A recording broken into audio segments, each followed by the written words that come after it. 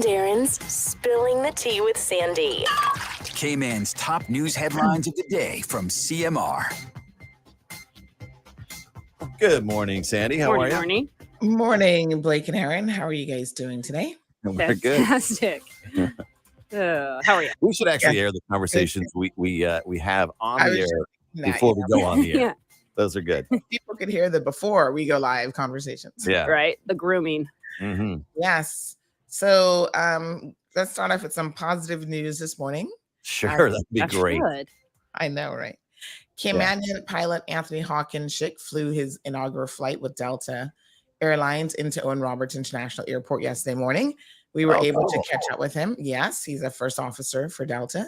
Okay. And we were able to catch up with him. His dad went by the airport to say hi to him as well. So it was pretty fun. And funny enough, his first inaugural flight here was his captain's last flight. So the captain of that flight was also retiring. So that was Did they pretty get cool. the water gun salute? No, because that's probably reserved only for Cayman Airways. Oh, okay, gotcha. That makes sense. But he's doing the Delta flights from here? Well, this is his just first one coming in, but he won't know if he's on the roster going forward. So this could be a one-off situation, but we were there to able to speak with him and capture the moment. So it was super cool. Pretty cool. Great. I'm flying Delta soon. Hopefully he's my captain. So he was, yeah. And the funny thing is I actually knew somebody going out on that flight to Atlanta. So they were able to give her a little shout out for me. Oh, that's nice. Yeah. Excellent. Well All done. right. So, yep, absolutely wonderful. So moving on to other news, we have in regional news, reggae artist, dancehall artiste, Spice. Lots of questions around her well-being and what she's got going on. So there are rumors afloat that maybe she has had surgery and that she's in a coma, a medically induced coma. What? No one seems to really know, because the people that should speak on it, aka her, have been completely silent. Her booking agent is telling Jamaican She's in a News. coma. She's not going to be speaking Yeah, about it. exactly. I mean, is it like... But isn't she supposed to be here for a concert soon? Exactly. Yeah. When is that concert? That's the real reason that we care. In like 2 weeks' time. Well, also other reasons we Well, care. yeah, Or, We can't because she's a human being. yeah. That too, but a lot of people are like, this isn't news that bothers us. I'm like, actually it is. I mean, she is a well-known artist in the region. Yeah, Fair she And, is. in addition to that, we obviously I'm hoping her well, but yeah, there's a bit of controversy around it. So She's sick, or she no one knows if she got ill or... listen, something's amiss in my opinion. Something is definitely going on.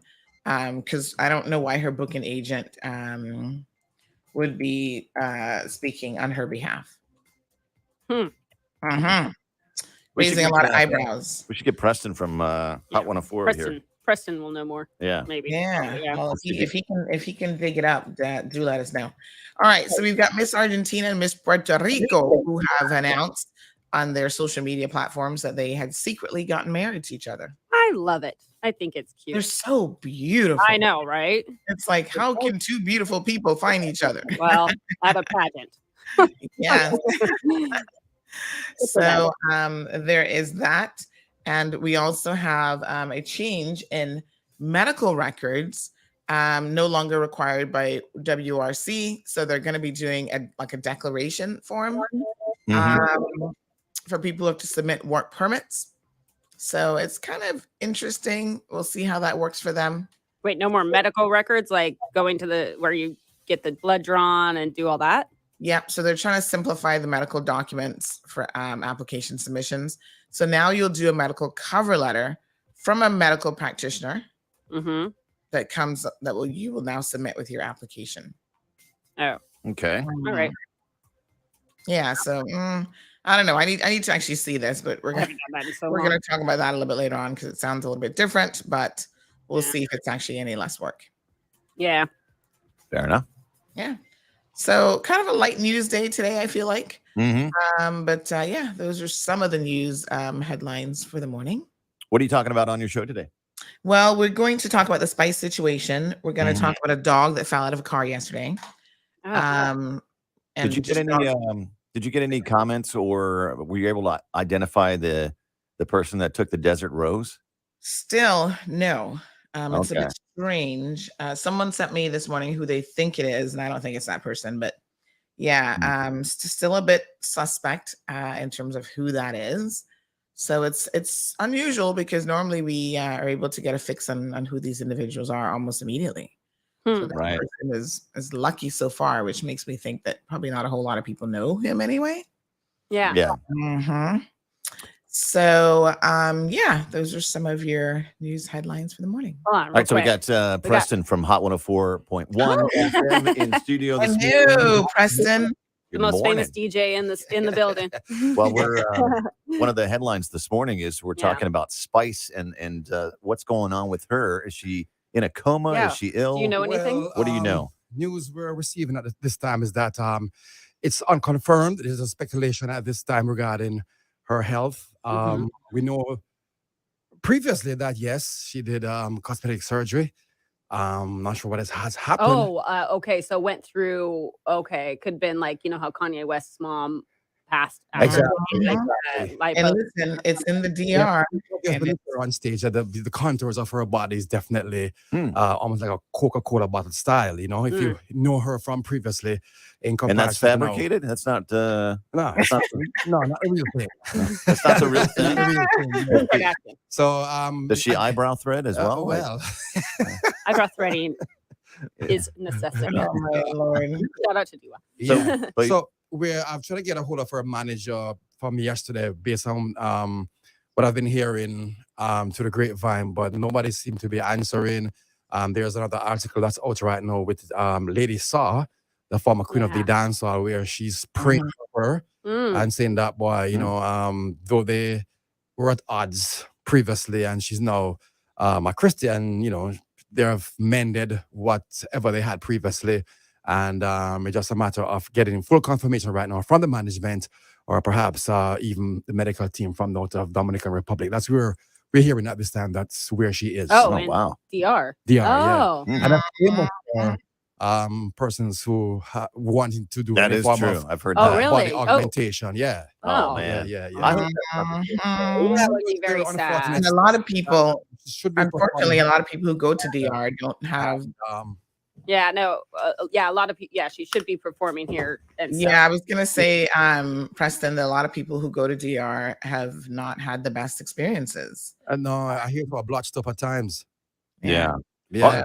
I hope that's not the case from elective surgery. That's and she's supposed to be here soon, right? When is Yeah, that show? on the 25th of this month. Okay. So That's a was it? Friday. On a Friday, yeah. I mean, it was overdue from last month. They had some issues with work permits, I'm hearing, but everything was sorted out, and it's confirmed that she's going to be here. As a matter of fact, we're Hot 104 is one of the title sponsors of the show, so I know they have had their contract signed, and all the legal elements of the show, pretty much set for a green light and moving forward. Well, hey, she better show up then. Oh, yeah, well, Oh, guys. but I tell you what, if she doesn't, then we know that something is definitely wrong in terms of. Yeah, I mean, Now, I'm sure you'll have to say something soon. I'm going to be talking about this morning, but Preston, let's be honest here. You know Spice, and you know Spice's personality. Yes. If this was a situation where everything was hunky dory and she's perfectly fine, would you not have expected to hear from Spice herself? Oh, absolutely. She would be all over the social media Oh, no. and perhaps even lambasting persons who are talking Yes, negatively of her as well. Exactly.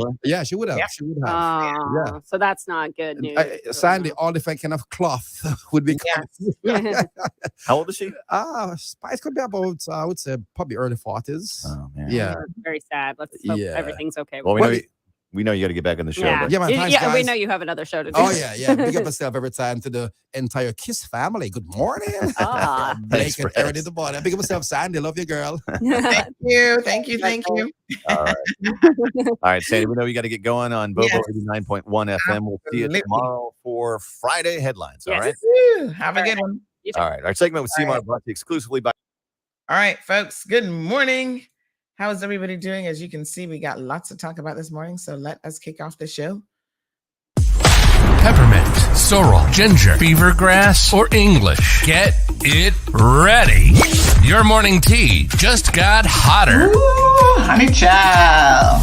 on the cold, hard truth. Bobo 89.1 and Cayman's #1 talk show are bringing you morning talk like no one else. Monday Rewind, Impact Wednesdays, Caribbean Connections, and much more. Don't miss a beat with what's happening in the local community. Just keep sipping your tea. What a mess. Here's your host, live and direct from the Cayman Islands, Sandy Hill.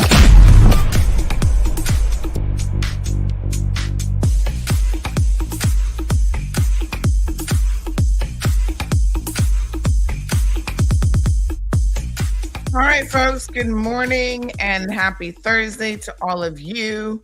The first Thursday in November. We're going to kick it off with a real bang here this morning. I see. Oh, yes, today is Ozzy's birthday.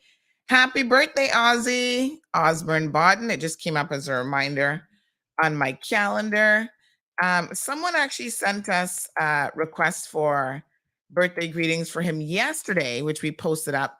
But apparently they don't know Ozzy very well because his birthday is actually today. So a few people reached out and said, no, his birthday is tomorrow, not today. But you know what? Ozzy, as always, took it in good fun. And he said better early than late. So he appreciated all of the birthday greetings that have rolled in early. But his actual birthday is today. So if you see Ozzy, by all means, please wish him a happy birthday. So how are we feeling? I had to dig through the medicine cabinet last night and take out some, you guys know, for quite a while now, I feel like it's been over a year, I've been dealing with this whole tennis elbow situation. And I came across a box of Arcoxia in my medicine cabinet shell. I got all kind of stuff in there. And I thought, you know what? Something has inflamed it in the last week. Probably picking up heavy grocery bags. Sometimes I use my left hand for that. I'm not left-handed, but you know, we all kind of use our different hands for different things. And so I felt it this weekend, being agitated again. So I thought I still have, these are one a day. So I have, let me see, 2, 4, 6, 7, 8, 9. I took one last night. So that's 10 days worth of Arcoxia. So I'm gonna finish this off because I feel like I was given this for a reason. These are anti-inflammatory drugs that probably if you read the effects, you probably wouldn't take them. But they don't really do anything in the short term to me, 90 milligrams. So I'm going to take them and see if I can get some relief. You do have to take it from food, though, because it's one of those that messes with your stomach. It's pretty rough. So I will have it with dinner. Yeah, so I'm trying to get, I'm still doing my shockwave therapy, but I've completely missed this week for both my feet, and then they do a little treatment on the elbow as well. So, you know, old age, honey child, older age, getting to me.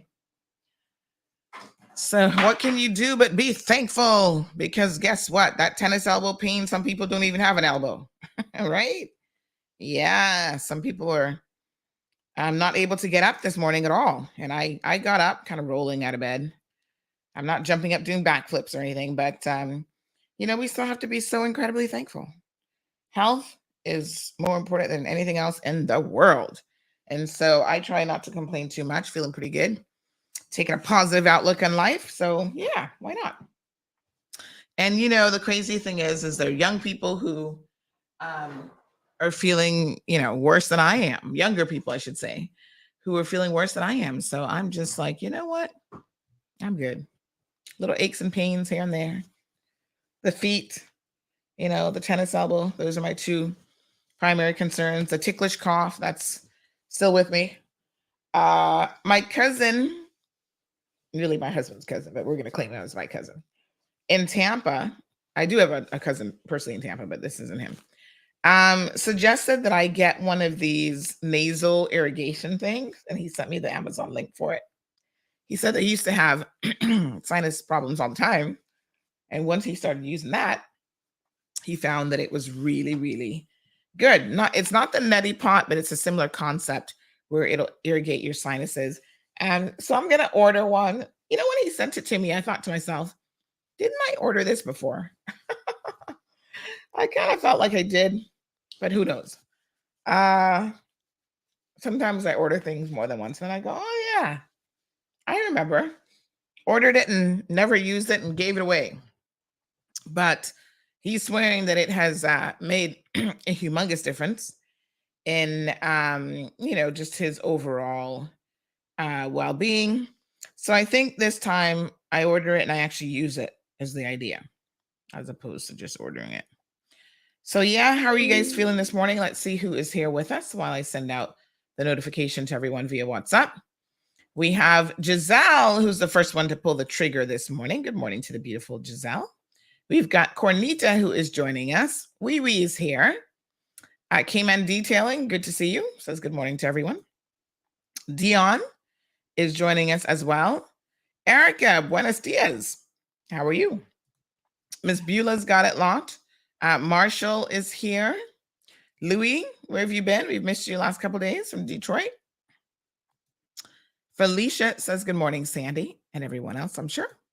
Danica is also here with us. Diamond Princess has it locked. Miss Barbara says good morning, everyone. Rainy day in the east. Hope everyone is enjoying the blessings from above. Yes.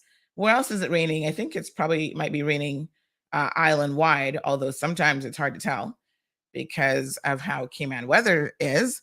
But yeah, we've got rain in the Eastern District, Savannah, Lower Valley. So please be careful on the roadways out there today, because one little toops of rain and y'all skidding and sliding all over the place. Although our driving instructor said rain does not make you skid. Poor driving makes you skid. But I'm sure the rain doesn't help. Mr. Nelson, Hopewell is here. Thank you so much for joining us, sir. Miss Anita says, good morning, watching from the beautiful Bay Islands of Roatan. Bay Island of Roatan. God bless the Bay Islands and Grand Cayman. The good Lord always protects the Bay Islands. And we're going to talk a little bit about Hurricane Lisa this morning as well, because, Hurricane Lisa is not being very nice to Belize in particular. And Cayman has a lot of Belizean, is that how we pronounce it? Interests. Annalisa, good morning to you. Jackie's here. Miss Kay is here. Miss Bonnie from East End is here. Mitzi says, I'm here also. Yes, Mitzi, good morning. Easy Pay says, Arcoxia, 120 milligrams. What? My fave dessert since 2005 for osteoarthritis. Even so, good morning, Miss Sandy, from the other half of Sugar and Spice. Oh, wow. You have to take 120. They only gave me 90, chow. But, I don't like to take too much now, if anything. So 120. Wow, you must have a lot of pain, girl.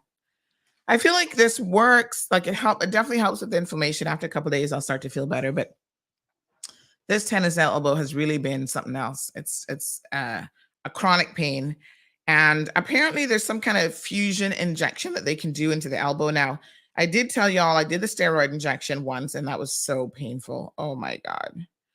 They did it in the shoulder and the elbow at the same time. And the elbow was definitely more painful than the shoulder. I feel like the elbow just doesn't have any of the cushioning of tissue and meat or anything that probably the shoulder has. And I felt for the nurse at the HSA who I was holding on to, chill, because, I was grabbing her little arm as that needle went in. I was like, oh my God. And of course, you don't want to move too much when that needle's going into your elbow. So yes, not nice. So yeah. And then it took out the steroid shot actually took out the pigmentation in my elbow. It went completely white. I was like, whoa. So there's some other thing that they can do though. I forget what it's called now. It's some other thing that they do for people who've not gotten relief from other things for tennis elbow. Oh gosh, I'll have to see about that. I can't remember what it's called now. But I think it's one of those things that really isn't covered like by insurance and stuff. And the doctor, what's his name again? He's the orthopedic guy at HSA, Dr. Pecos.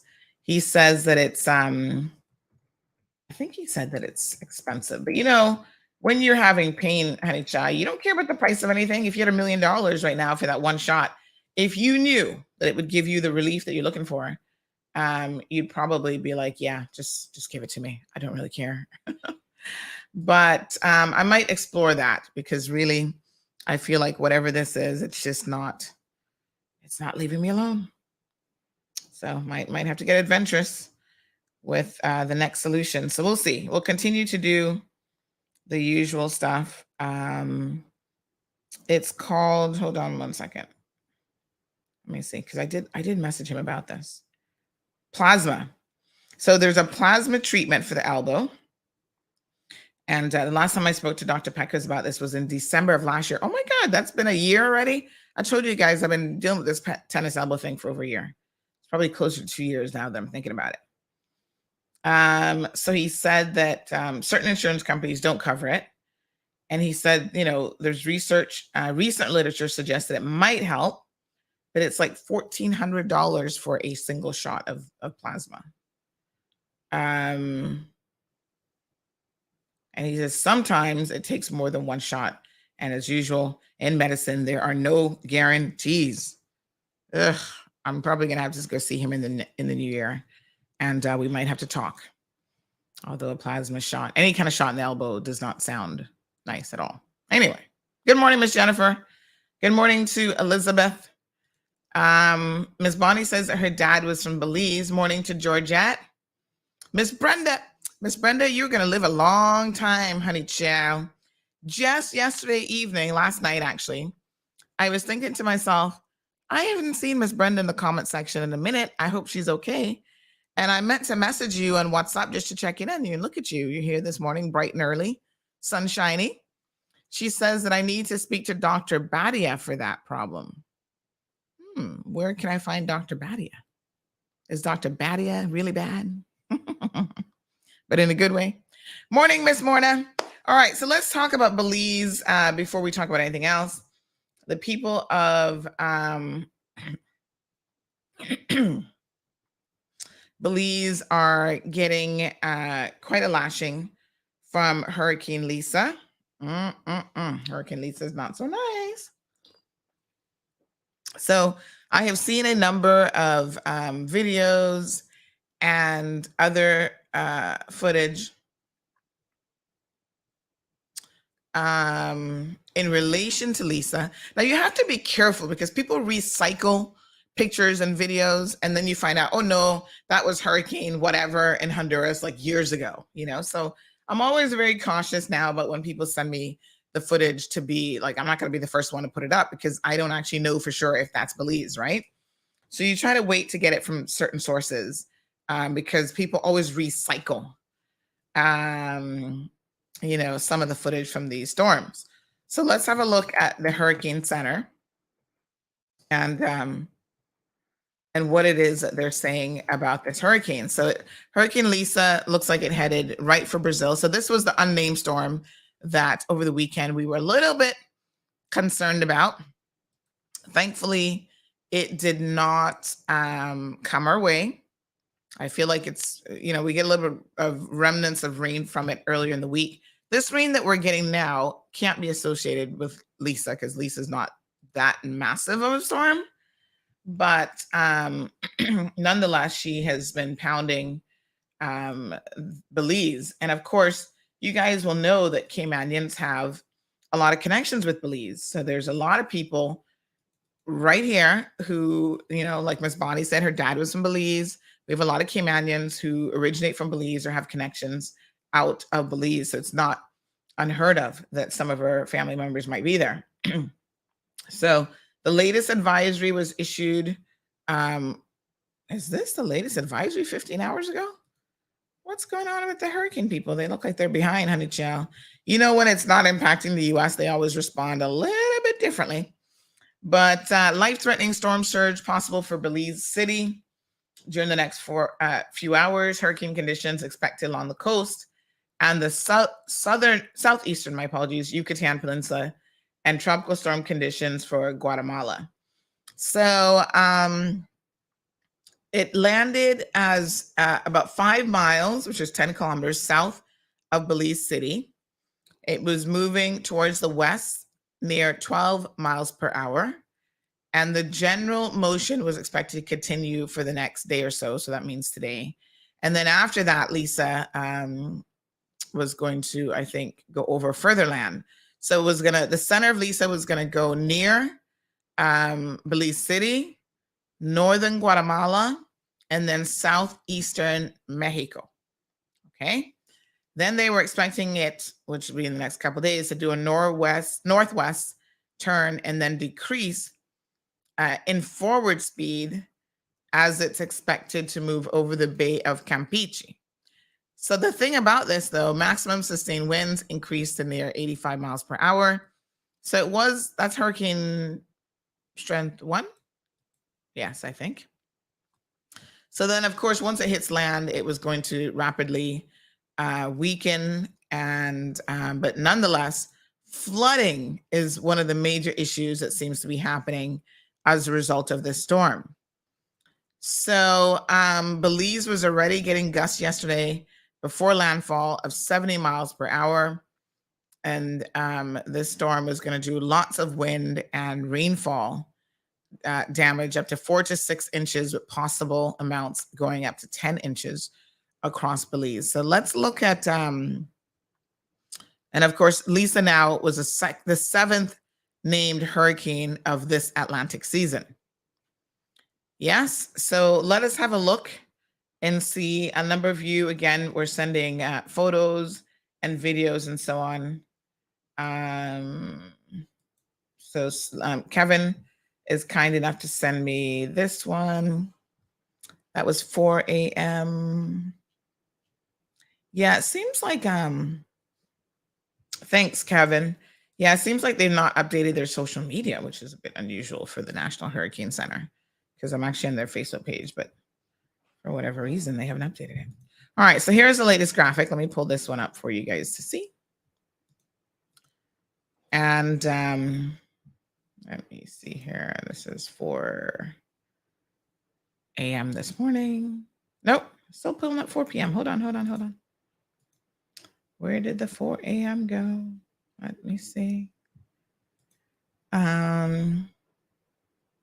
Windows did a recent update that it's changed a few things. All right, there we go. Still 4 p.m. Listen. One more time. It's hiding where it saved it. Hold on. Is this it? Is this the 4 a.m. one? Finally, 4 a.m., November the 3rd. That was this morning. Localized flash flooding in Belize, expected across portions of Belize, northern Guatemala, and portions of southeast Mexico or Mexico. Tropical storm conditions will be inland over northern Guatemala and the southern portions of the Yucatan. Elevated water levels along the coast of Belize should diminish today.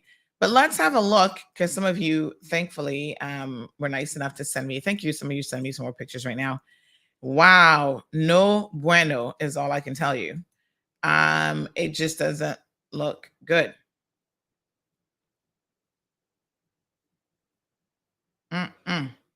So some people, I'll get to that here in a second. Okay, let me just see.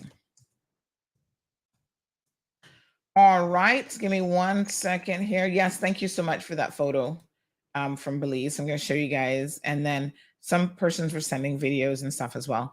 But look at this photo, of Belize City. As you can see, the water has risen quite a bit.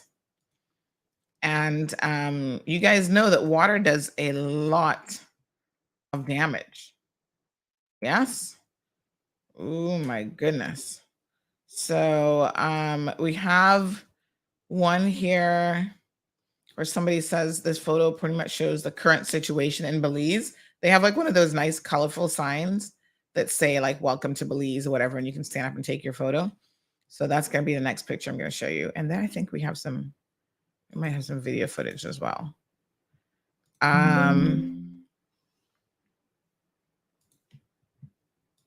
So it just appears that there's been a lot of water damage and people trying to drive through some of this as well, which doesn't really look good. So let me show you. We do have some video footage as well. Wonderful. All right. So here are some more photos of the current situation in Belize. So this one is by a Puma gas station. Have a look at this one. Yeah, not looking good. And then this is it looks like somewhere like in the city. So lots and lots of rain, water surge. And this one is captioned. This photo pretty much sums up the current situation in Belize City. Unfortunately, the hurricane situation is forecast to get worse. And it was photo courtesy of Steve Pereira. And I don't know, is this close to the ocean? Because what I see behind this looks like it could be the ocean. My God, I hope that isn't what the inland looks like. But you can't even see where the demarcation is between the ocean in this picture and what could be actually land, because obviously the trees are on land, right? So I don't know, where is it, like before or after the Belize sign? No clue, because the whole thing looks like one massive amount of just water, and you can't rough water, and you can't really tell the difference. So here's some video footage that we were sent.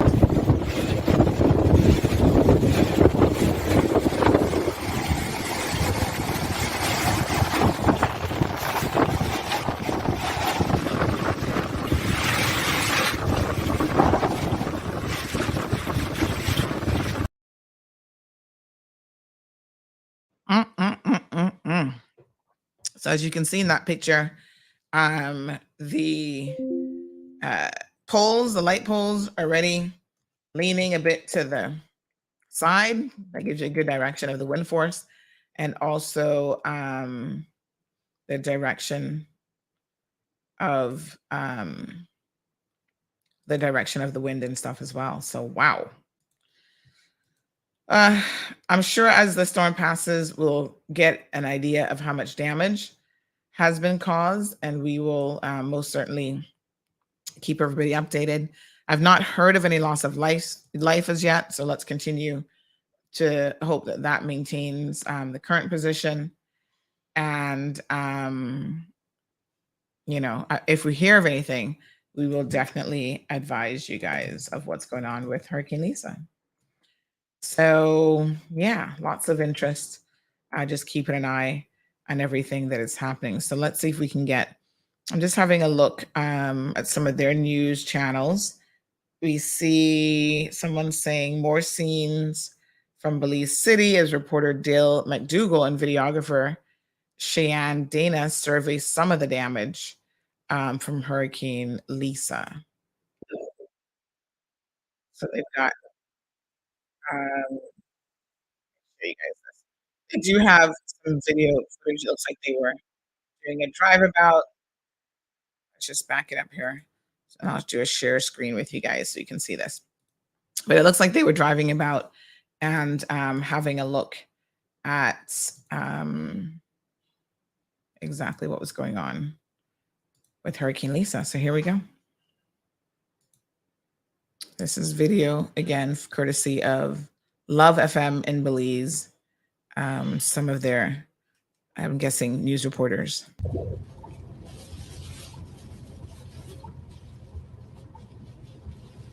It looks like downed trees. For the benefit of our radio listeners, I'll narrate a little bit. And trees, yep, those trees just snapped. They're on this side, as the wind tends to do with hurricanes. It'll just take a little tree and snap like a twig in each yell. It's always a good idea to make an assessment after every storm, even the one that we just had the other day. It wasn't that bad. But do an assessment of your trees, like how sturdy they are. Like, come a tree and see if it's still, if it's leaning to one side, if it's uprooted. There's a cable wire there, probably, yeah, that could be electricity wire, so they need to be careful with that. You don't ever want to cross wires after a storm and not know what it is. But yeah, go around to your yards, folks. We had one in a neighbor's it was actually the neighbor's tree, but leaning a little bit too over on this side, right over our fence, that had to be cut down this week because it literally had nothing in the roots holding it up. Like nothing. It was like, this is not even going to take a hurricane to topple over. This is just a strong little wind, and this tree is going to go bloop, coconut tree. And I'm like, yep, it's coming from my roof. So look at, any potential issues with trees and roots. If it's a major storm, that'll move anything, so it hardly matters. But if you see something, please remember that prevention is always an ounce of prevention is better than a pound of cure. So here we go again. This is a thick roof that looks like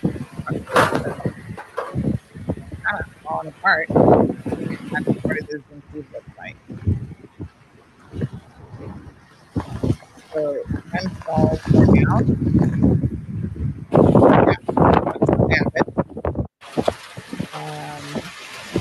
of course, sometimes it's hard to get an exact fix. So here's some guys trying to, after the storm, clear a roadway.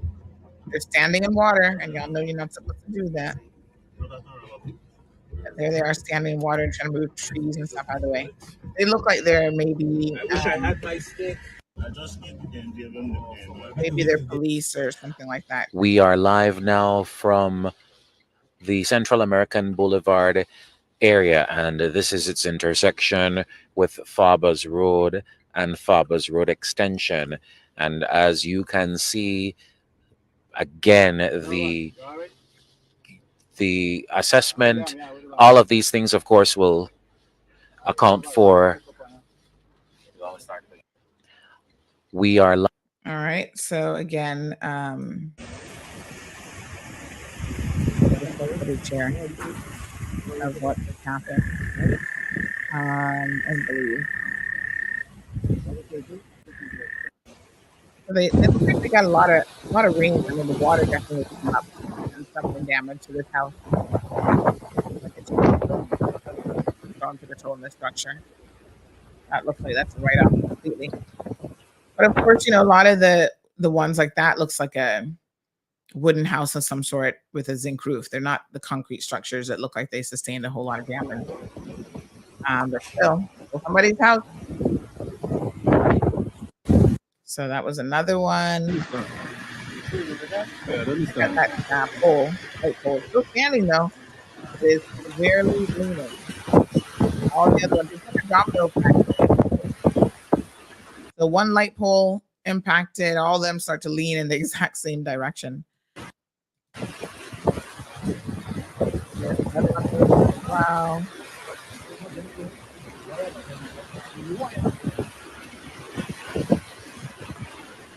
One drop of water. Oh my God.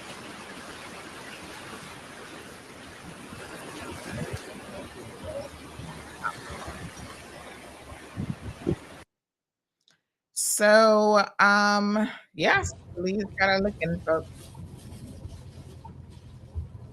All right, so we will. I'm sure people who have connections there will certainly keep us updated. I just see another message here. Let's look at something a bit more recent that demonstrates that the sun is out. So somebody said, "Look, we're in Belize now, and the sun is out." Somebody's thankful for sunshine. So this one says, let me just read the caption here. It says, #Belize, the sun is out. And so are our teams across the country to survey the damage left behind by Hurricane Lisa. These photos are from Kay Calker. So, yeah, lots of trees and tree limbs and coconuts and stuff on the ground there. Was the road sandy before the storm, or did that sand get moved in? I'm not sure if that was a paved road or a sand road, but it is now a sand road. So if it wasn't sand before, it certainly is now. Let me see what else they have up. So these are some of the images. Again, that little wooden structure, complete write-off there, leaning to the side and falling apart. Oh my gosh, look at this one. This car is underwater, folks, pretty much. That will be a write-off in terms of it being a vehicle that you can drive. And oh my gosh, look at this one. A light pole. This one's super interesting in terms of photos. Light pole fell over and went right into the windshield, like the little top bit that makes the T up at the top of the light pole. went right through the windshield of a parked car. Oh my, that doesn't look good. Oh my goodness. Whoa. Yep. Well, at least the windshield right off, if not more. Some other pictures here as the storm was passing. Lots of rain. There's the same picture with the little Belize sign. And again, a lot of Caymanians do have interests in Belize. So we will continue to monitor the situation. Oh, look at what came up when I searched for Belize. This one about the utility worker charged with rape. Funny enough, this guy, this was last year, he claims that he was going to be back in a jiffy. Y'all remember this story? Because he didn't do it, and the woman was lying on him, and it was a consensual situation, and then she wanted money. She wanted to be paid. Well, he can say whatever he wants, but he's still in Belize. So it looks like it's a much more serious case than he was letting on. Because that was June of this year, and he's still there, honey child. And in fact, he was due back in Cayman courts this week because he's got some case here in our courts. And the court heard that he was still in Belize facing these other charges. Oh, here's another one.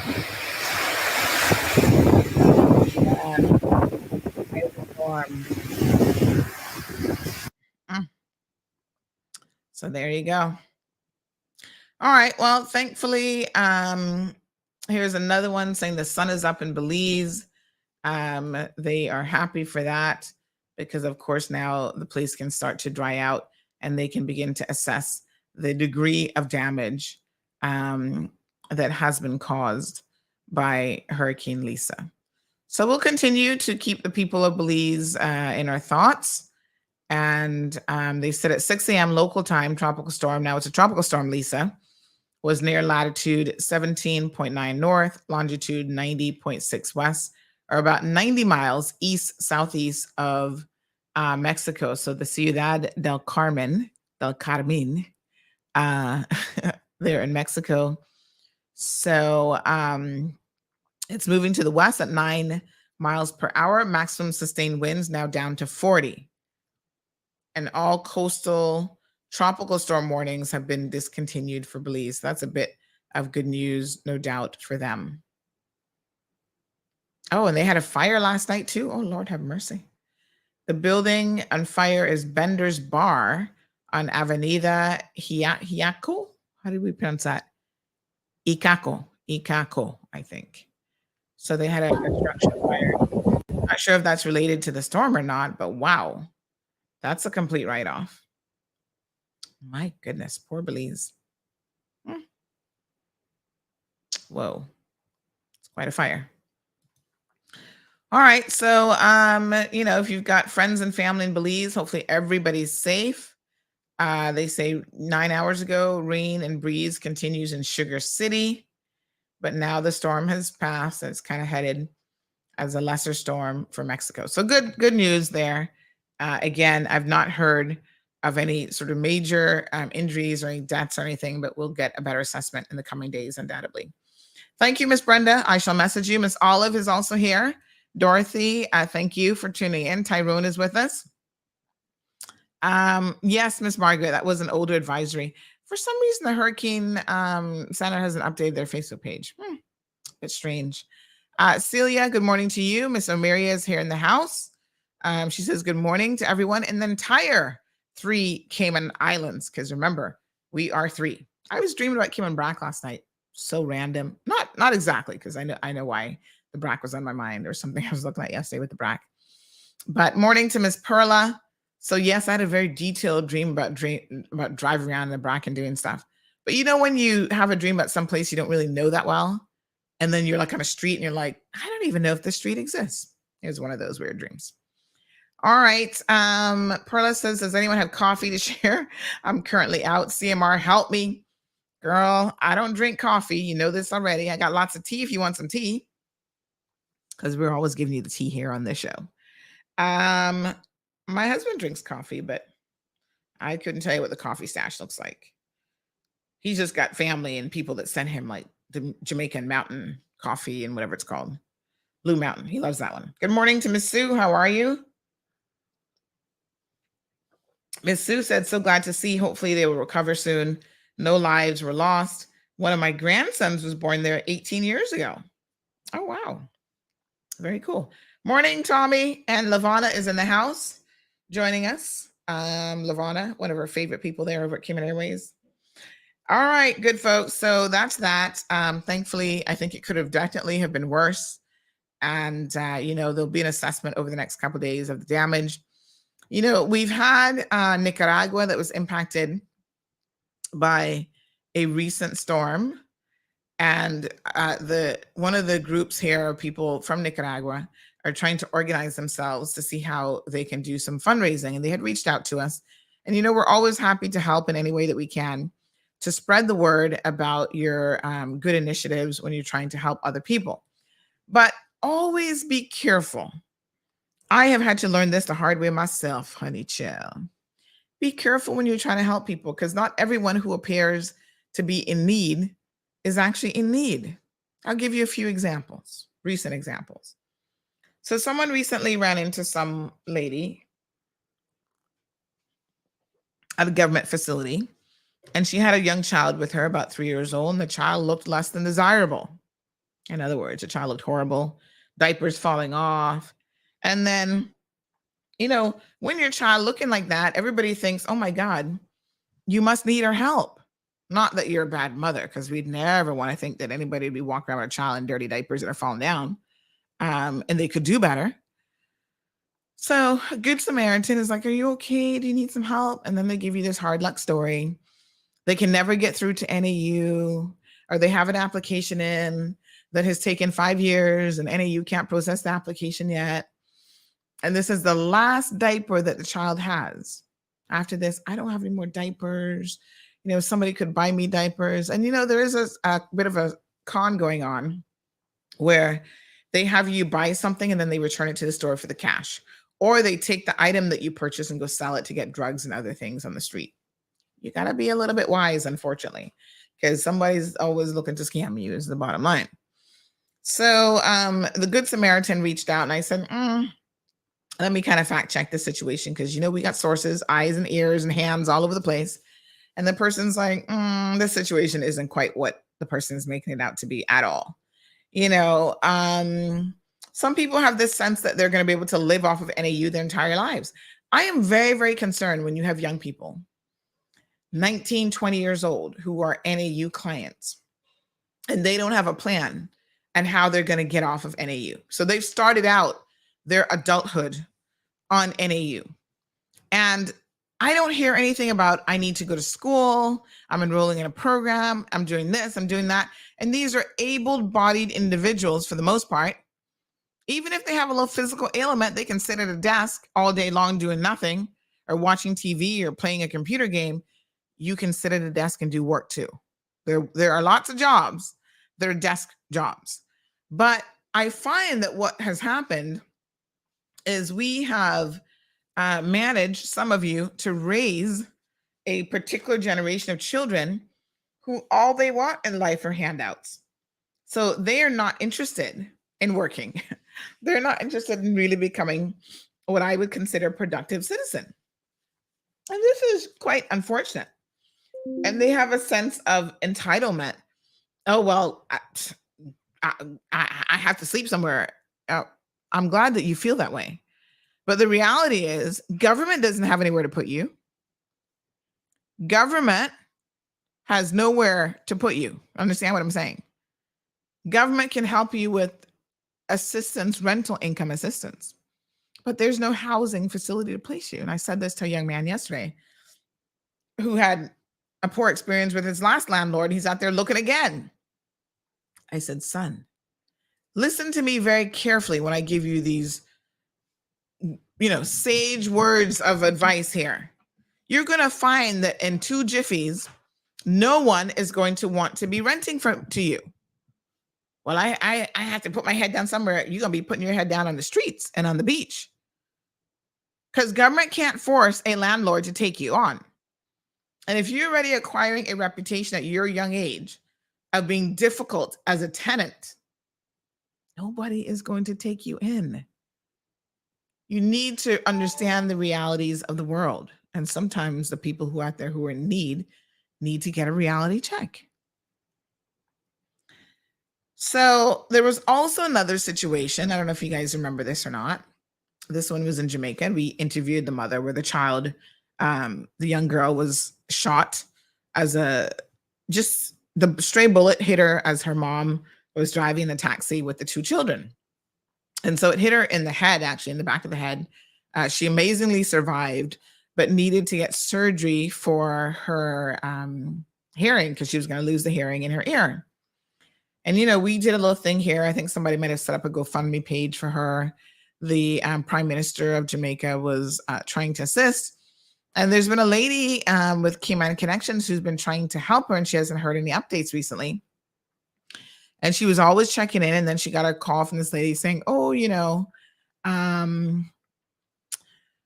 the child still hasn't received any help, and the Prime Minister didn't really do anything, and this, that, and the next thing. Well, again, the story just not adding up. Something sounds a little bit shaky. She probably did get some assistance for the child. Now, you don't put money in some people's hands because you never know what's going to happen to that money, right? So you pay the hospital facility directly, or you pay for the airline tickets or whatever. And so it's just a cautionary tale that not everyone who is in need of help, who appears to be in need of help, will be doing the right thing with those items. All the time I've heard of people who are getting help. Oh, I need this, I need that. Turn around and selling those items in order to support a drug addiction problem or buy alcohol with or whatever. So Miss Darlene Manzanares, good morning to you, joining us in the UK. She's Sandy. It's the parents of most of these young people that raise them to be non-productive citizens. Oh, I know, honey child. Who else is to blame? 97% of it is nurture versus nature, which means that you parents who have these children out there in the streets doing God knows what, the vast majority of you need to take responsibility for what you have created. It's true. Now, it's not impossible that you might fall into the 3%, but dare I say, it is highly unlikely. The foundation is there.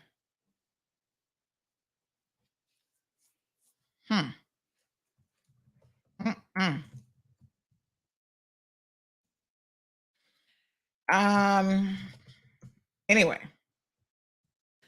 so someone says, I think this correlates to the photo that you've shown. Looking at this, it looks as though the sea has come in at least 6 feet high. Wow. So they sent me the picture. Hopefully I can use their picture of Belize, the Belize sign. And it's a pretty big sign, actually. So given how big the sign is, they're like, that was a lot of water. Wow. Thanks for sharing. Yes. That is not good.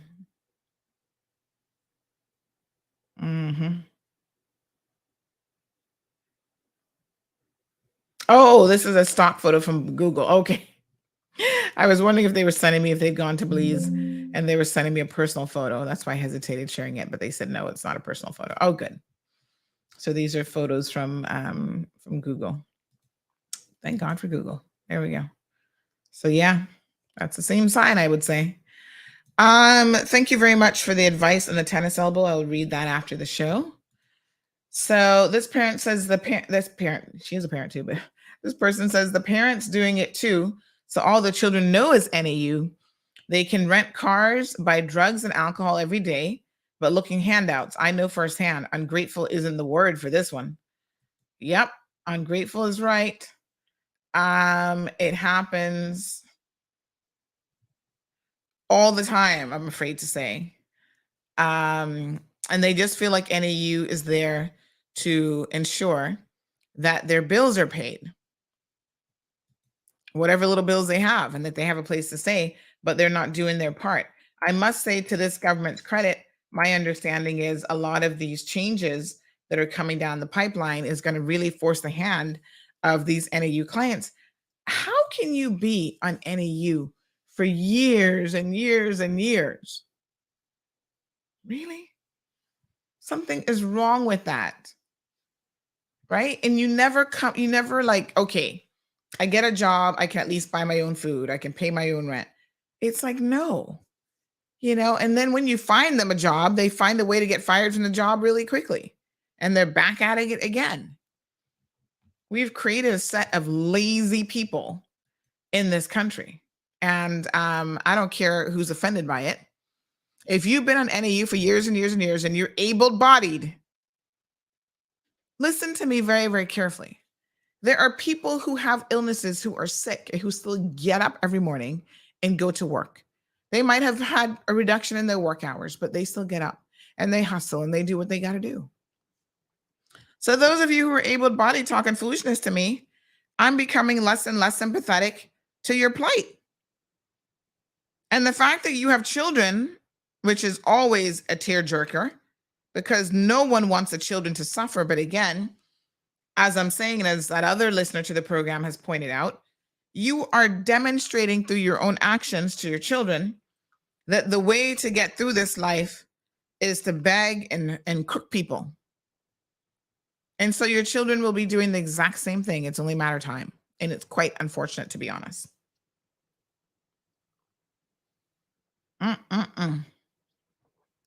Sad state of affairs. And the millions of dollars that the government, aka the people of the Cayman Islands, are paying for NAU services? Oh, that money could be spent trying to educate some of these children, if only their families are motivated to go that route.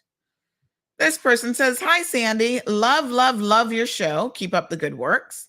I'm reaching out to you to recommend a very special lady for you to interview for your Cayman Voices segment." Ooh la la, this sounds good.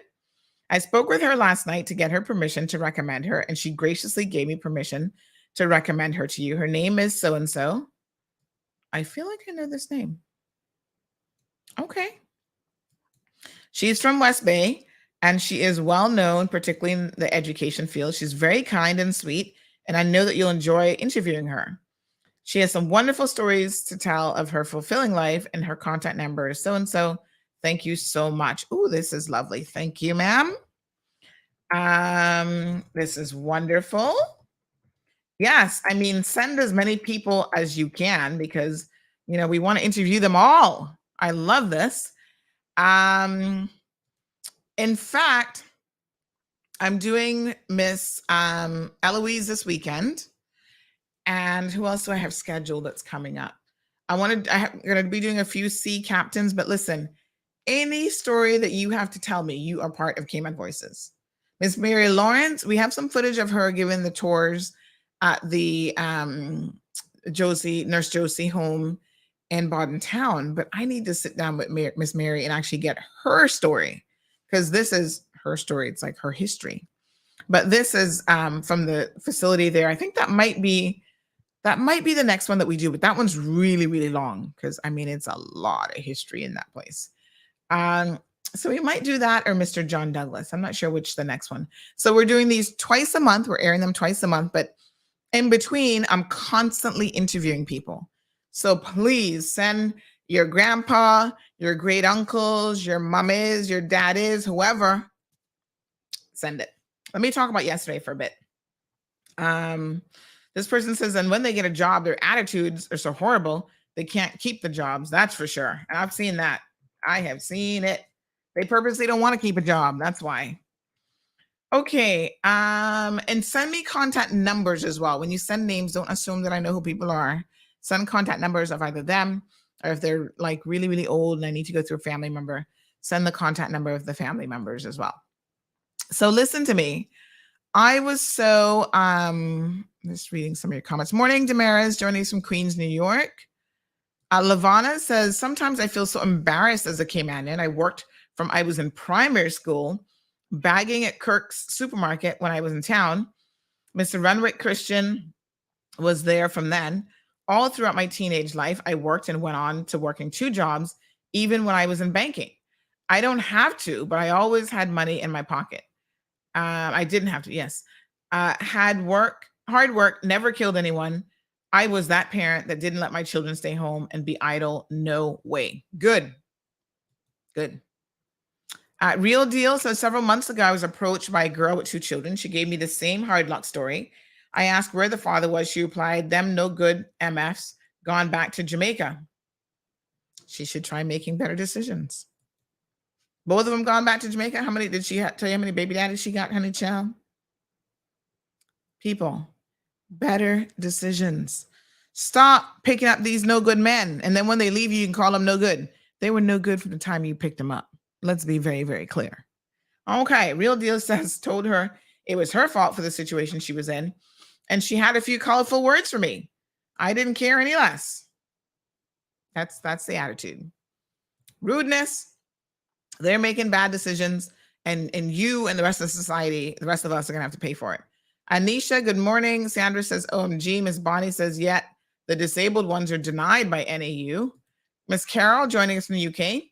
She said it's the same thing in the UK. A generation of children have grown up with parents and benefits, so they see no reason to work either, as they get everything paid for on benefits. Carol, I suppose it's happening the world over.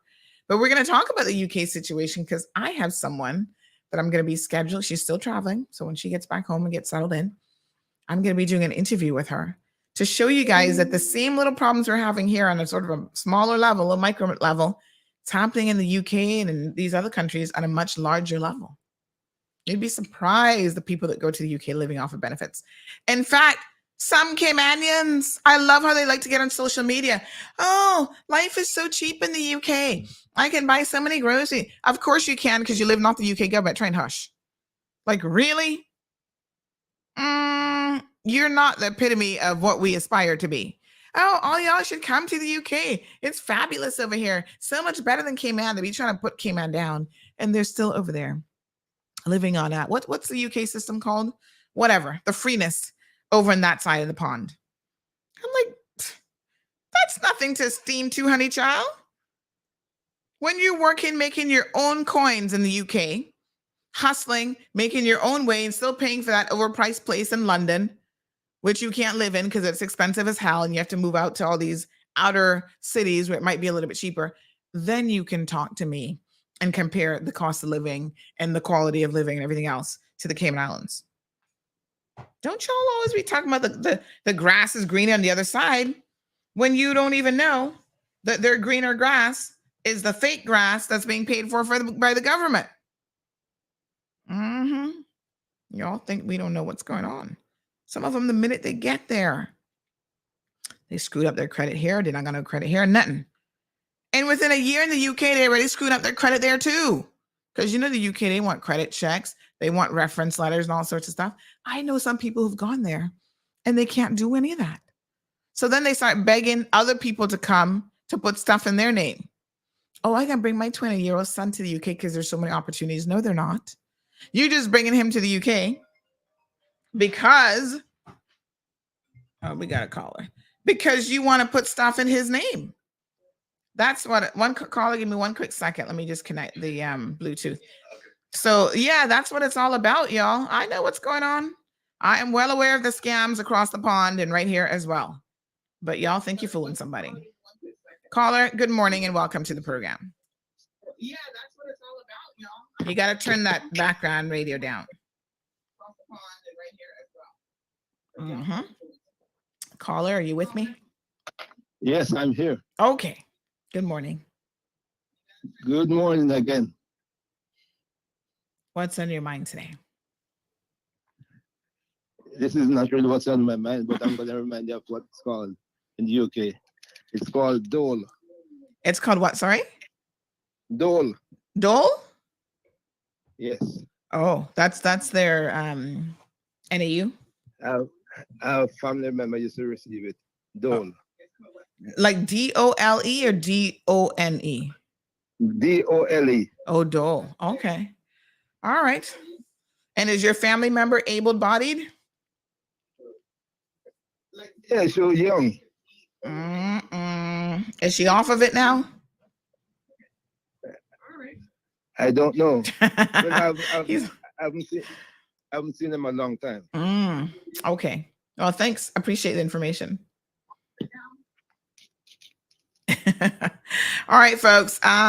So yes, welfare states exist everywhere, my love, even in America. The more children you have, the more money you're gonna be getting. Somebody said recently, oh, they should do that tied into them. I was like, Lord Jesus, are y'all crazy? As though people are not having enough children.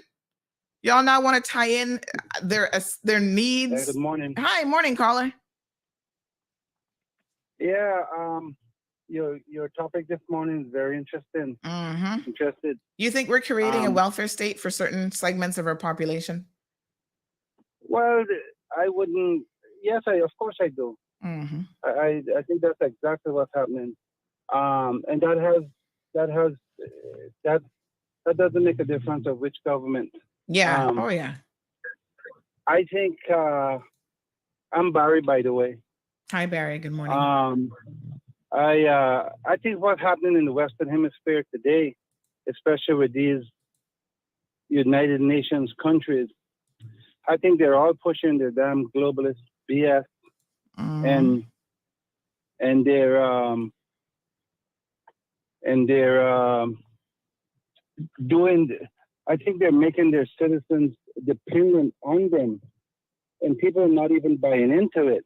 I mean, no, people are buying into it. I meant to say, people are buying into it, thinking that government is giving you something free. But let's say in the U.S. and other countries where it's virtually encourage how more children destroy the families and take the fathers out the homes and what have you, and that makes the citizens become more dependent on the government, and of course it comes with a price. It's called your freedom. As we can see the foolishness going on in the States now, nothing is free. It's actually being pushed that you got to give up some of your freedom. That's right. I have speeches by presidents that actually said that, and they want you to give up some of your freedoms, and and this is the problem. A lot of people are asleep at the wheel and they don't realize what's happening.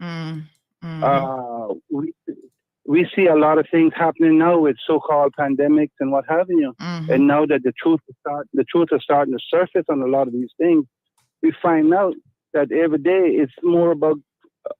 It was all about control, depopulation, and what have you.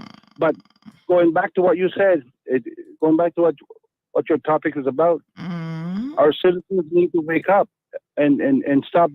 Earn your way, earn your way. I wouldn't say that there's not times that people need a lift. Of course, yes. Of course, now and then we need a lift up.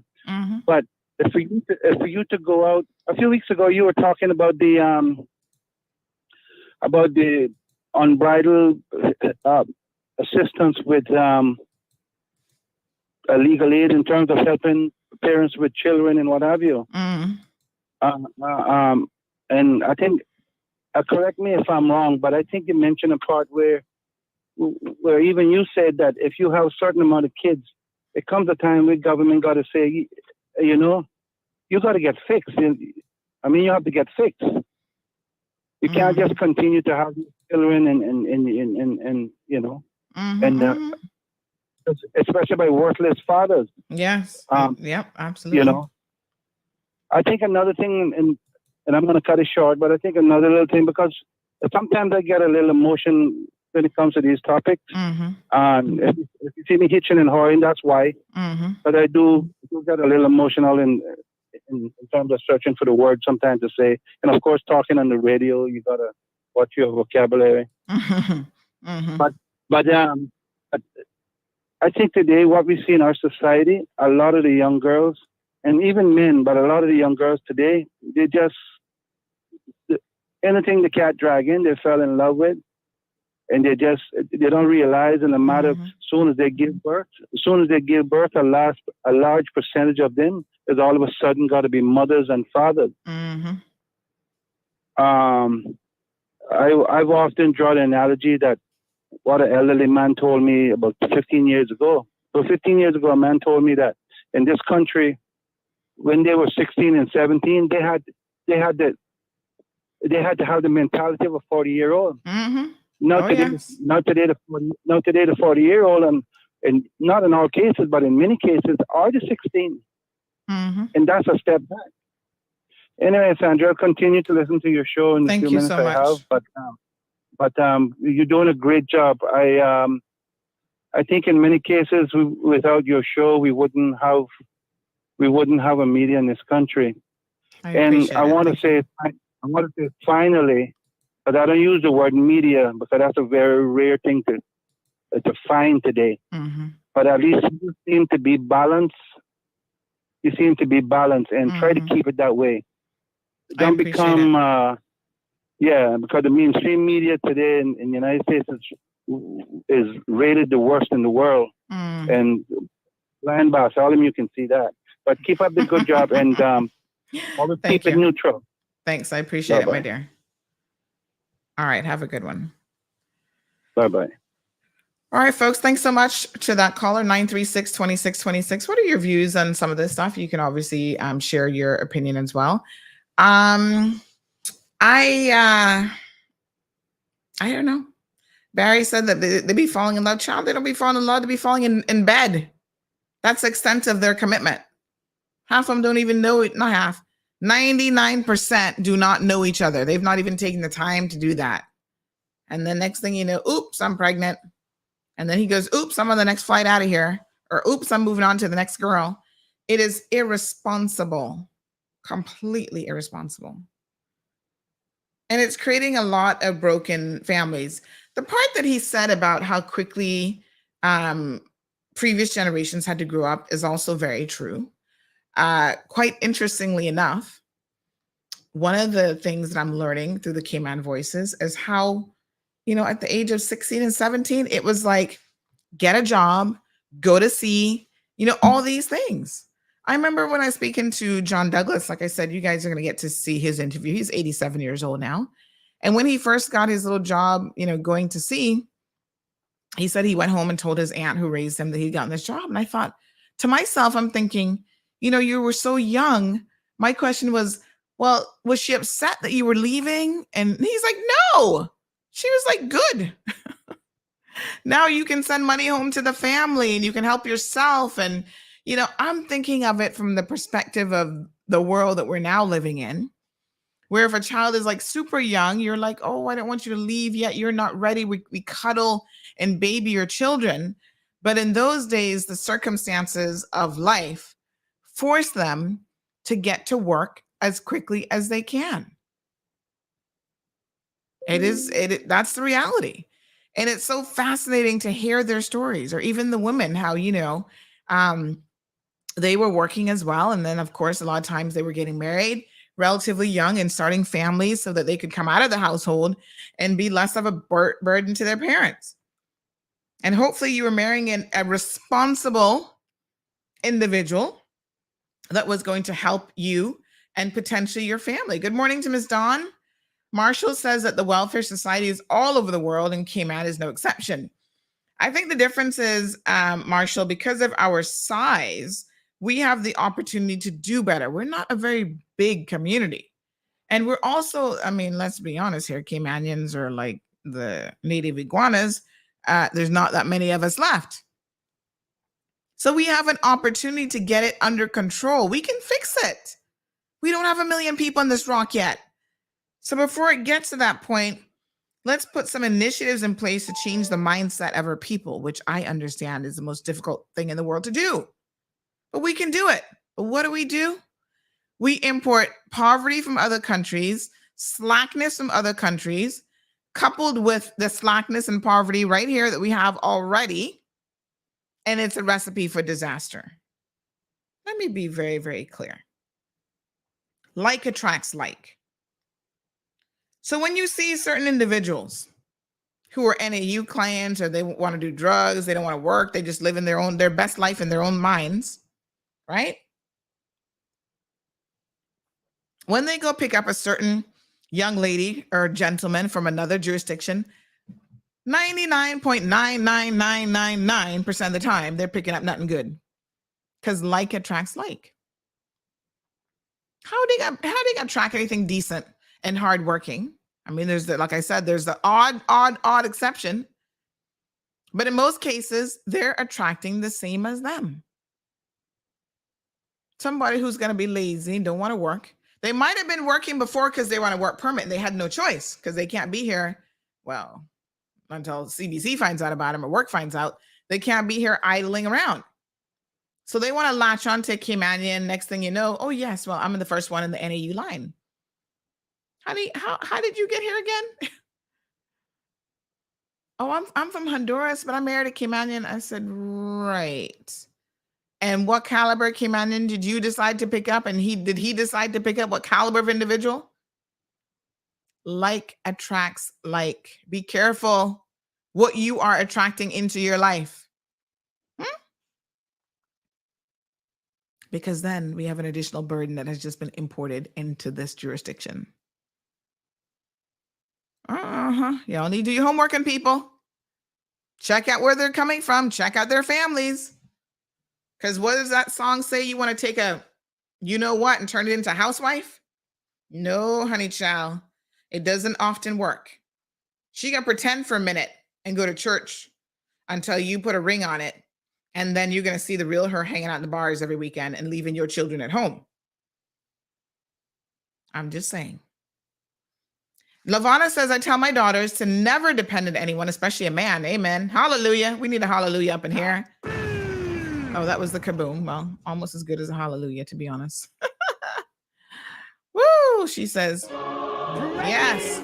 Don't depend on nobody. It's important because when a man leaves you or you leave, you will still be good. Just saying that this was always my thing. With or without a man or husband, I'm good. Absolutely. And there's so many women, unfortunately, who feel trapped and stranded in relationships because the man has been the breadwinner, sometimes the sole breadwinner in the family, and they have to put up with abuses from him because they haven't made their own way. And Lavana, it's a horrible situation. I can imagine. I've never been in that situation, but I can imagine that that has really got to be difficult, especially when there's abuse involved, to feel like you can't leave because he's the one paying the bills. Well, you know, last week, was it last week or the week before? They had the silent witness march. I can tell you that you need to leave regardless of who paying the bills. Aliano says it's easy to get in a soapbox and preach the struggle, gospel, right-wing like ideology, but there are factors causing this. We live day to day doing the same old routine. What is the definition of insanity? Think about it. Well, I hope that, morning, Lance. I hope that you guys recognize, and this is why I always take a moment to remind you of where I'm coming from. Because Aliano, it might be a soapbox, perhaps it is, to be fair, but it's not a soapbox that I did not live and that I'm unfamiliar with. I don't say these things as someone who was born with a silver spoon in my mouth. I don't say these things as someone who doesn't know the struggles personally. And I see young people talking about how tough their life is and this and that. And every day they're eating better than I did when I was in university. But you know what? I didn't let that stop me. I worked full time, went to school full time, and still was on the phone begging Dad, can you send something to help out with tuition money? I applied for scholarships. I wrote essays. I did interviews, whatever I had to do that was legal to get my tuition paid and have a safe place to sleep at night. So I am more than aware of the struggles in a real way. And so I can say to you from personal experience that it can be done. Most of us are too busy looking for excuses and woe is me attitude to focus on how you're going to do it. And you know what I have always found to be an amazing thing in life? When you are doing the right thing, there will be people around you who will see it. They will see your struggle and they will be willing to help you just because they see you trying to do better. There's a lot of lessons in that, folks. Young people, if you're listening to the show, maybe you're already in school this morning, you go back and you listen later on, listen carefully. You might be struggling. You might be in the girls' home. You might be in the boys' home. Yes, there will be people who will judge you unfairly, but you continue to do the right thing. And believe me when I tell you, people will notice. And they will help you. They'll be motivated by your desire to pull yourself up out of your current situation. Ms. Bonnie says not everyone in the UK is dependent on the UK. Many leave to get good schooling for their children who make good use of that opportunity. Yeah, I didn't say everybody. But I do know a large portion of people are going over there because of the so-called benefits that they can get.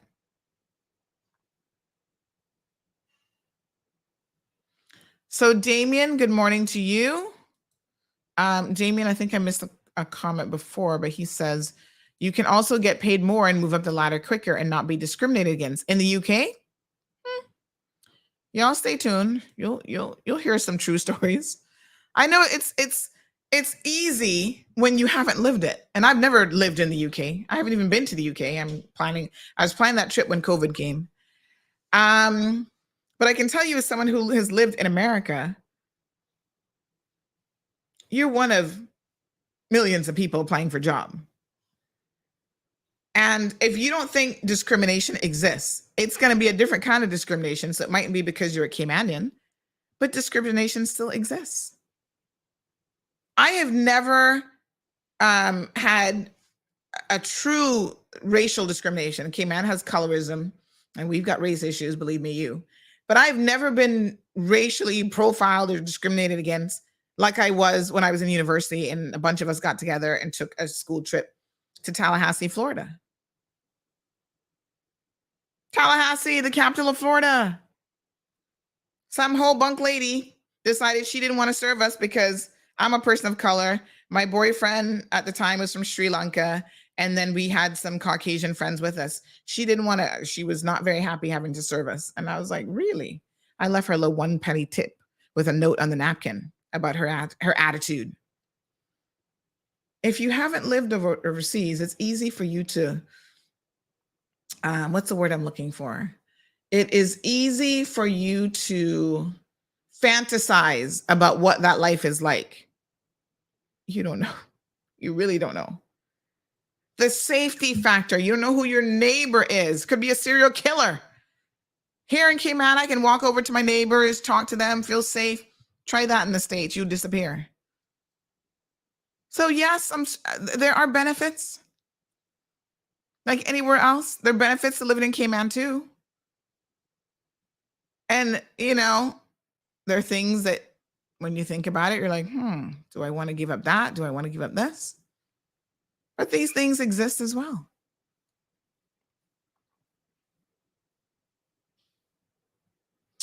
Darlene says, ladies, fix it against deadbeat fathers and fathers that is willing to make children, but they cannot afford them because they don't have the money to do so. I keep saying that the realities of having children is something that I find that we clearly in this community are not discussing. Because I see too many young ladies, even though you're married, you don't know if that marriage is going to last. Now that they're divorced, they're like, oh, had I known this was going to happen. Did you need to know that you were going to get a divorce? Did that factor into you wanting to have 3, 4, 5 children? Even on 2 incomes, you can't afford 3, 4, 5 children. You need to think carefully about what it is that you're doing. Worst case scenario, you no longer have a spouse and he might become a deadbeat father and you haul him to court and he doesn't want to pay. Are you going to be able to sustain yourself and your child? With the rising cost of living, which is happening all over the world. Gabby says we have it too easy. My father used to have to take care of his younger siblings till his mother got home from work, make sure they take off their uniforms and do chores, backwater, rake yard, and all of those things. And if you didn't, licks in your skin. Our children know nothing about hard work. I think to a large extent, Gabby, you're actually right.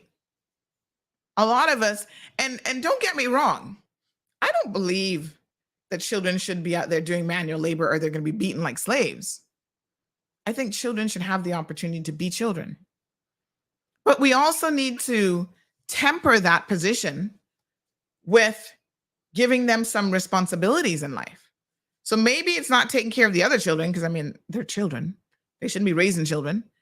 But, you know, cleaning up, helping to clean up the yard, cleaning up their own spaces, being responsible for their things.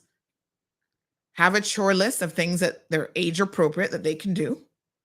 You can reward your children, little tokens and stuff. And eventually the tokens add up for them to do something fun or to get a little prize or whatever. So teaching them responsibility can be done without making them, you know, miniature adults at the age of 10. Miss Brenda says, what a mouthful, Sandra. Anthony, good morning. He says, I've been saying it for a while. Have you discussed the ESO numbers yet, Miss Sandy? I have not, Anthony, only because they're actually pretty overwhelming and we have to take it in bits and pieces. But I tell you what, why don't we start that journey next week? It is a huge document, but I think it is time that we break it down and we start to look at what some of the numbers are actually telling us. And I know Anthony has brought it up before, that if you're a Caymanian listening to this program and you've not seen the ESO results, well, let's just say if you didn't know before, you now know that we are definitely in the minority. But I knew that before the ESO. The ESO didn't have to tell me that. Over 50% of the population, are imported workers. And over 50% of that population are from Jamaica. It used to be Jamaica, the Philippines, Canada, and then the rest of the countries in terms of the nationalities. It probably isn't far off from those exact same numbers. And that was 4 or 5 years ago. But we'll dig into it, Anthony. We will look at it and we'll definitely dig into it a bit more. Miss Darlene says, I don't really know what to say. These days, the generation has a complete different view in life, especially our boys are constantly babied and spoon-fed. Woo, honey child. Now we get into a conversation about how Caymanians are raising their boys. Girl, you hit the nail on the head right there. Yes. Oh, yes. We do have, it's something that I have found very peculiar. Because having grown up in the US primarily, you don't see the level of sexism with raising children that you do here. But yes, boys who end up in North, they are so babied and they have a very different life than the girls. The girls get some pressure put on them. So they have to learn how to cook and clean and do this and do that. And the boys sit at home with their feet kicked up playing video games all day long. So yes, I agree. What is it? What is it with us and boys? We think they're like little kings and prince and whatever. She goes on to say our young ladies on the other hand, have to always be encouraged to high esteem. It's sad because even when you look at the portion of men versus women that are incarcerated and that are getting in trouble, the boys that we have raised into so-called men are really, really clearly struggling. They're struggling to be good fathers. They've had poor examples. Oh my gosh, Miss Darlene, that is a whole other show. Hello, Michelle says, good morning, everyone. I'm a Caymanian now living in New York. I have a daughter with multiple sclerosis and she's working full-time, in college full-time, and paying rent to help with my mortgage payment. Wow. Thank you, Miss Michelle, for sharing that. And the point being that you can have a disability with MS. That can be a very serious disease, as we've talked about here in this program. But a lot of times it doesn't prevent you from living a relatively normal life. When you have a flare-up, then obviously you have to deal with those situations. Sandra says most of these poor babies are anchor babies to residency and status Then off they've gone to another person. We have talked about that so many times, Sandra.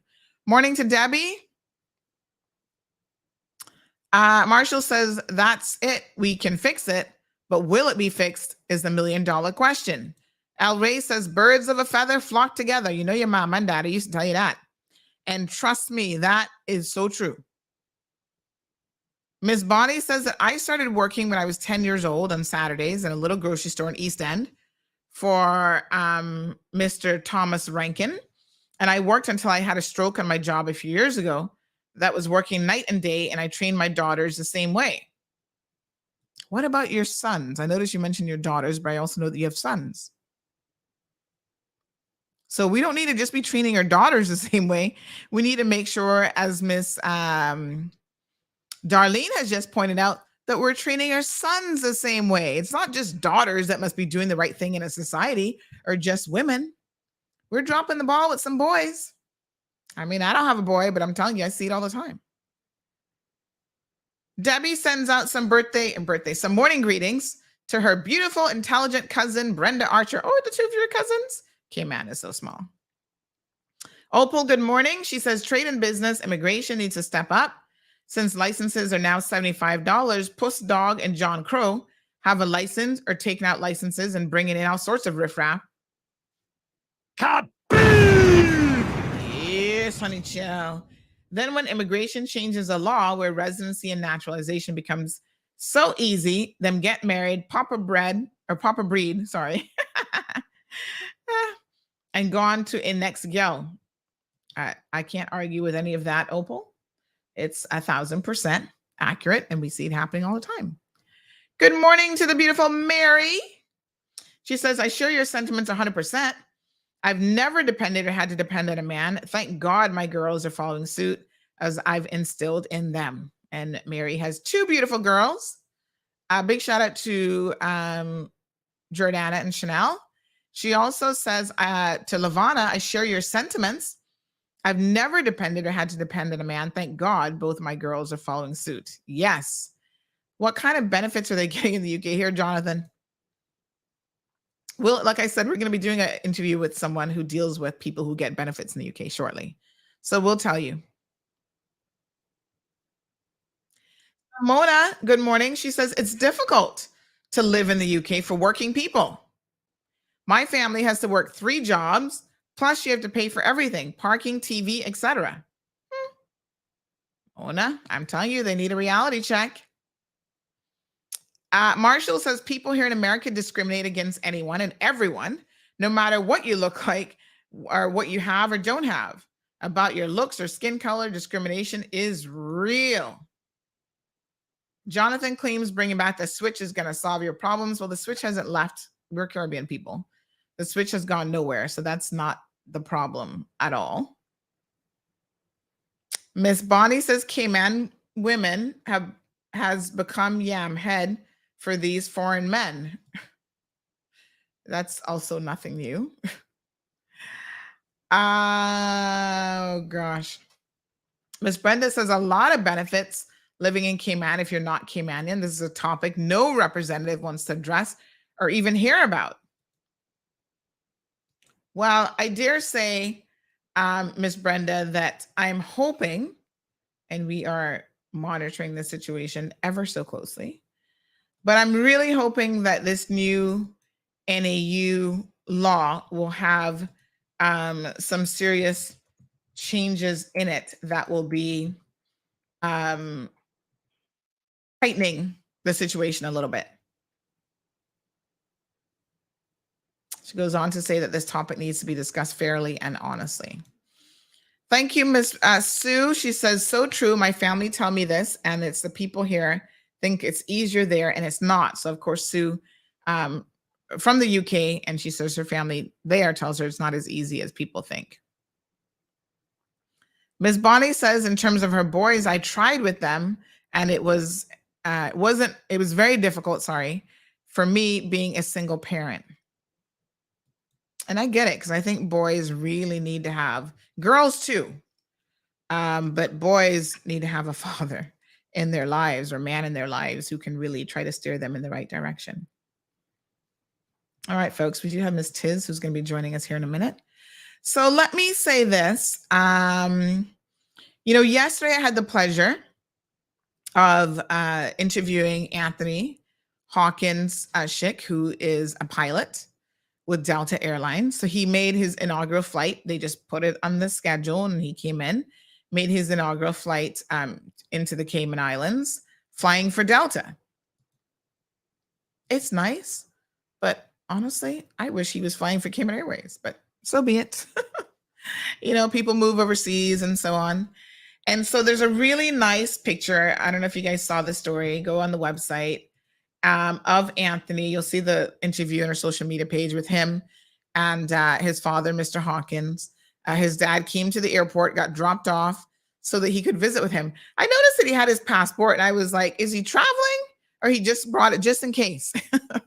But he showed up to the airport to support his son. And this was Anthony's inaugural flight in, the Delta family showing him some love. Some of the Cayman workers here at the airport. He's a first officer with Delta.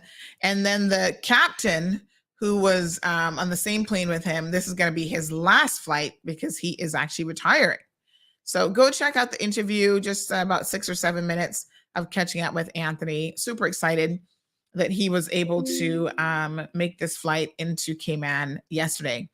Now, you know what I was so touched by? We're talking a little bit about sons and daughters and whatever this morning. But the love that I felt in the few minutes that I was there at the airport between Anthony and his dad, oh my gosh.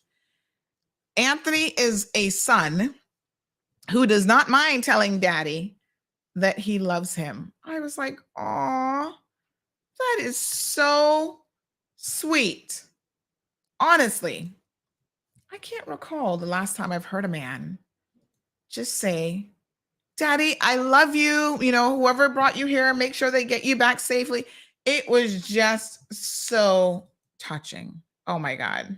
I was just like, every parent should be receiving those words from their kids. I tell you, it was just so heartwarming to see how loving he was with his dad. He hugged him. He was just so happy to see him. I think he hasn't been home in a minute. Good morning, caller.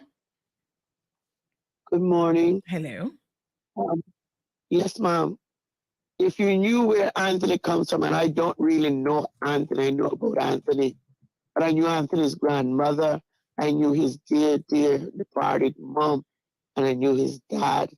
And I would like to say to all of his family, the aunties and the uncles and, the cousins and all that who are older than Anthony, congratulations. Like I said, I don't know Anthony, but Anthony came from a real loving family on both sides. And I would like to remember his grandmother, Miss Margaret Rankin, a beautiful, beautiful lady. And she had so much passion for children. And a long time before it was fashionable, she had little something extra for girls. She would make you work. Now, oh yeah, you're gonna work. But if you took the time to understand, she was doing something. She worked with children. Her profession, she was a nurse, and she worked in the children's what do you call it now? On the pediatric ward. On peds. But back in the day, we just used to call it the children ward. She worked in the children's ward. She had everybody's children all around her, all of her nieces and nephews. Oh, it comes from a place of real love on both sides. So, like I said, I don't know him, but that don't surprise me. Antonio, congratulations. Yes, thank you so much. No, I was just so incredibly impressed with the just the love between the two of them that was so obvious, and the respect that he has for his father. It was really, really obvious. And I think it's great that he's flying. He's a professional, but sometimes it's that other side of a person that really touches your heart. And that's what I saw. We didn't capture that on camera, but those were the moments yesterday at Owen Roberts International Airport that really impressed me the most. A love between a father and a son. All right. Daisy says, that's my best friend, Anthony Hawkins Schick. Hello, Miss Daisy. Natasha says, NAU needs to stop paying if you keep getting pregnant whilst on it.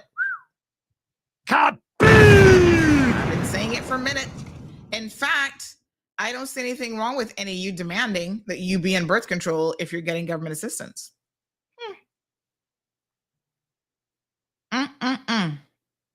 Annie says, is it okay for another tenant to bring in all kind of people in the yard like it's a bar and drinking and making noise and all kind of men walking around the house back? You need to speak to your landlord. They got to control the situation. Daisy says, that is just him. He will tell you he loves you always. That is just so sweet. Miss Darlene says, hey, Anthony has always been a very sweet child and young man. His mom would be so proud of him. Remember him from Triple C. He was grown by wonderful parents and grandparents. Again, a lot of times it definitely matters where you come from. And Miss Brenda says, well, we know he doesn't wear his trousers down to his knees. Oh, Lord. Miss Morna says, I remember his grandmother. She was a nurse, beautiful woman with love. Well, you know what I'm saying? It just passes on from one generation to the next. So listen, we've got our guests waiting, so we don't want to keep Tiz waiting too much longer. We do want to talk about the Spice situation, so we'll bring Tiz on first. And then if we have time permitting, we'll speak about what's going on with reggae artist Spice. It's a hot mess is all I can tell you. But in the meantime, we've got Tiz from Recover who is joining us here, the beautiful Tiz. Good morning, Tiz.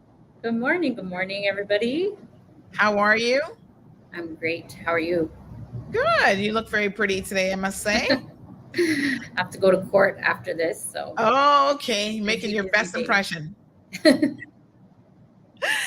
you get your new webcam up, or you just look beautiful regardless of what camera you're using? I haven't figured that out yet. Okay. So.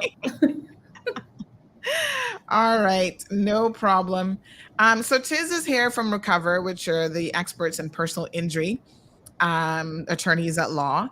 And she's a regular feature the first Thursday of every single month, and she talks about different elements of personal injury. So Tiz, what is it that you've got on the agenda for us today? So I want to hit a few topics, actually, because I don't want to see anybody in my office. I don't want to see you, because if you're coming into my office, that means you're hurt and your life has been affected and you need help. So we want to try to prevent as many accidents as we can. And a lot of that has to do with being safe, like even before you step into a vehicle, right? How many people out there actually walk around their car before they get in it and check to see that you don't have a flat tire or a nail stuck or a hazard. There could be like cats and dogs sleeping under your car. You have no idea. So it would be really good if people get into a habit of just doing a walk around the car before you even get into it, and making sure it's safe. And then there are certain things that you should be doing while you're in the car before you turn it on, to also ensure that you're driving in the safest way possible. So I can walk you through those as well. Yes, especially if people share a car, like, a lot of families share a vehicle. So different people are sitting in the driver's seat, and the seat could not be adjusted to your level. That's number one, right? So you want to make sure you adjust the seat, that it's upright. You don't want to lie down and drive. And then you got to that going on. You've seen that? I've seen it. Well, I've seen people lean back. Like, I don't even know how they can see the road, to be honest.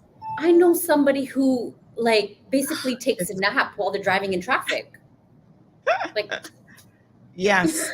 Yeah. I've seen it's not even comfortable. And it has occurred to me, I often think, how much can you pay attention? Because that's a very relaxed position, as you said. How much are you actually paying attention to the road when you're in that kind of reclined position? But yes. Yeah. It's so important. You got to be alert. You have to sit up straight, and you have to be able to see around you, what's behind you. So adjusting your seat, making sure there's enough, like you reach the gas and the brake, but also not being too close to the steering wheel, because if the airbag goes off for whatever reason, you don't want that to explode in your face. You'll get severely injured. So you have to make sure, I think it's 10 inches that should be between your steering wheel and yourself. So other than that, look at your mirrors. Make sure that you can see from the front mirror, the side mirrors. You don't want to have any blind spots when you're driving. So just make sure, sometimes they get moved. So you want to adjust those to make sure you can see properly. And then your headrest as well. Your headrest is there to protect your head should you get hit. So you want to make sure that it's directly behind your head. And that could also, save you from getting seriously injured. And then let's back up just a little bit, Tiz.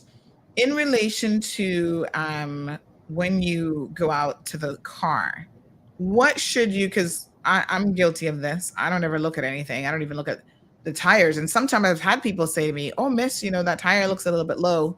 You probably want to have that looked at." So what are some of the things that you should do as sort of a little checkpoint before you drive off?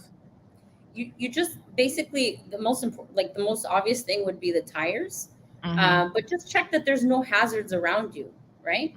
And like when you move your vehicle, that you're not going to be hitting something else as you try to move it, or that there's like not a nail on your driveway that's gonna pop your tire. Just walking around to make sure that things are as they should be, right? Sometimes people go to the store, they park their car, they do their groceries, they come out, and somebody hit them and didn't stop, like as they reverse out of their parking. So you want to make sure that your car's safe and it's drivable. Okay. All right, good. And you're right about animals as well, because I've actually seen a little puppy get injured in this way because it was under the car, like close to the engine, trying to stay warm, and the person didn't see it. So it's a good idea. I think cats will do something similar, but they kind of scurry off once they see you get in the car. So yeah, that's a good bit of advice. But tires can be, having tires that are not properly inflated, that have a leak, and you haven't noticed that, it has some nail or whatever in it, can cause you to lose control on the roadways. So it's very good to pay attention to that. Yeah. And then once you're in the car, most important thing is wear your seatbelt. Please wear your seatbelts. It's crazy the amount of people that think it's optional. It's the law. Wear your seatbelt. They're there for a reason. They're there to protect and restrain you in case of an impact, right? So why not? It takes 1 second to click in. Just wear your seatbelts. Yep.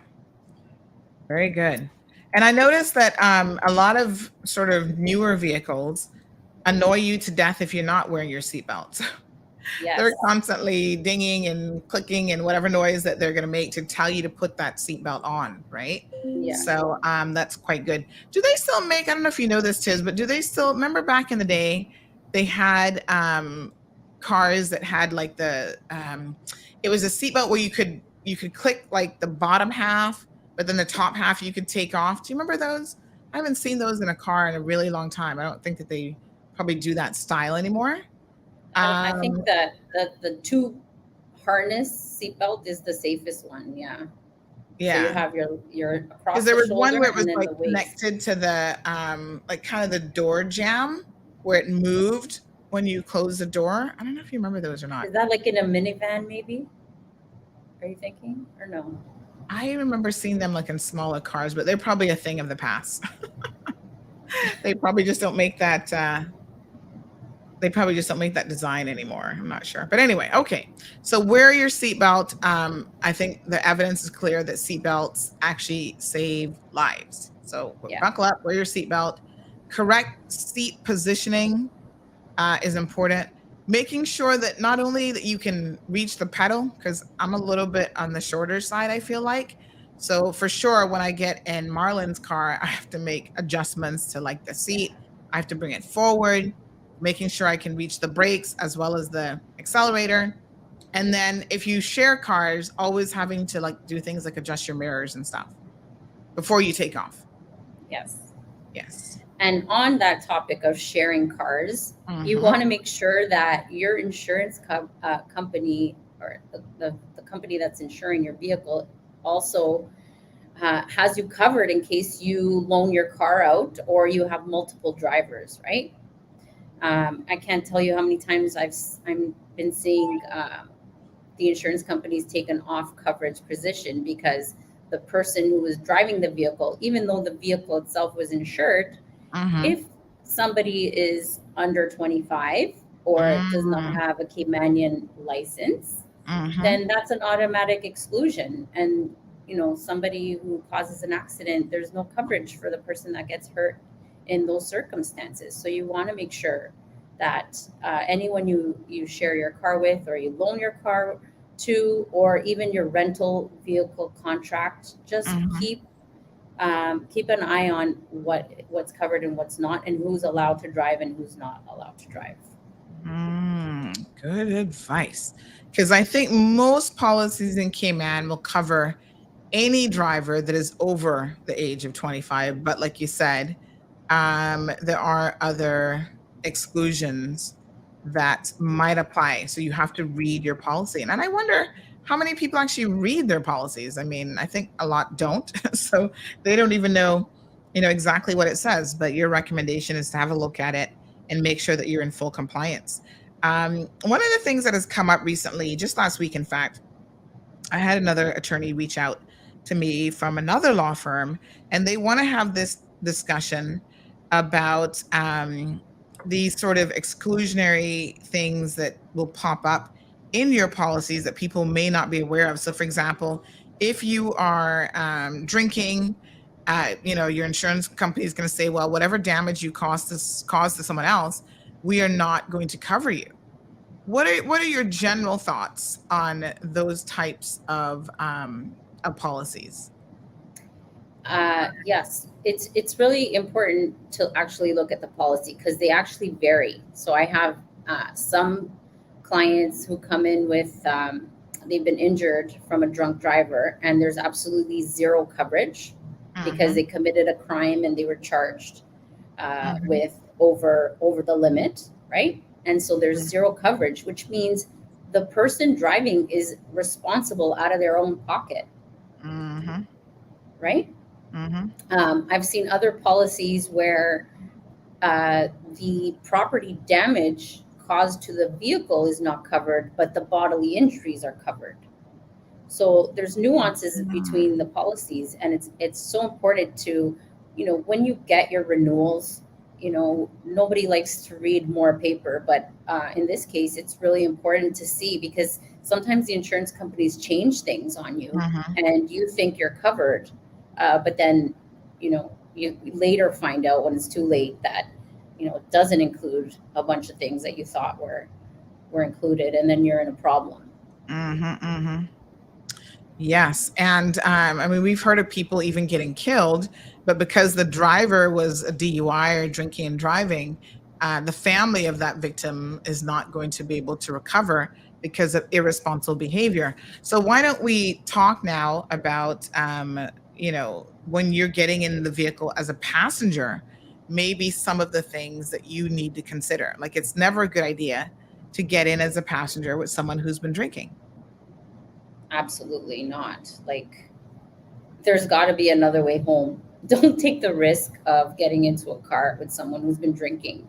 You don't know how many they've had. You don't know their, tolerances. You don't know how long they've been drinking. So, that's just, you're asking for trouble if you do that. I know there's taxis here. There's no Uber, I don't think, but there's buses and taxis.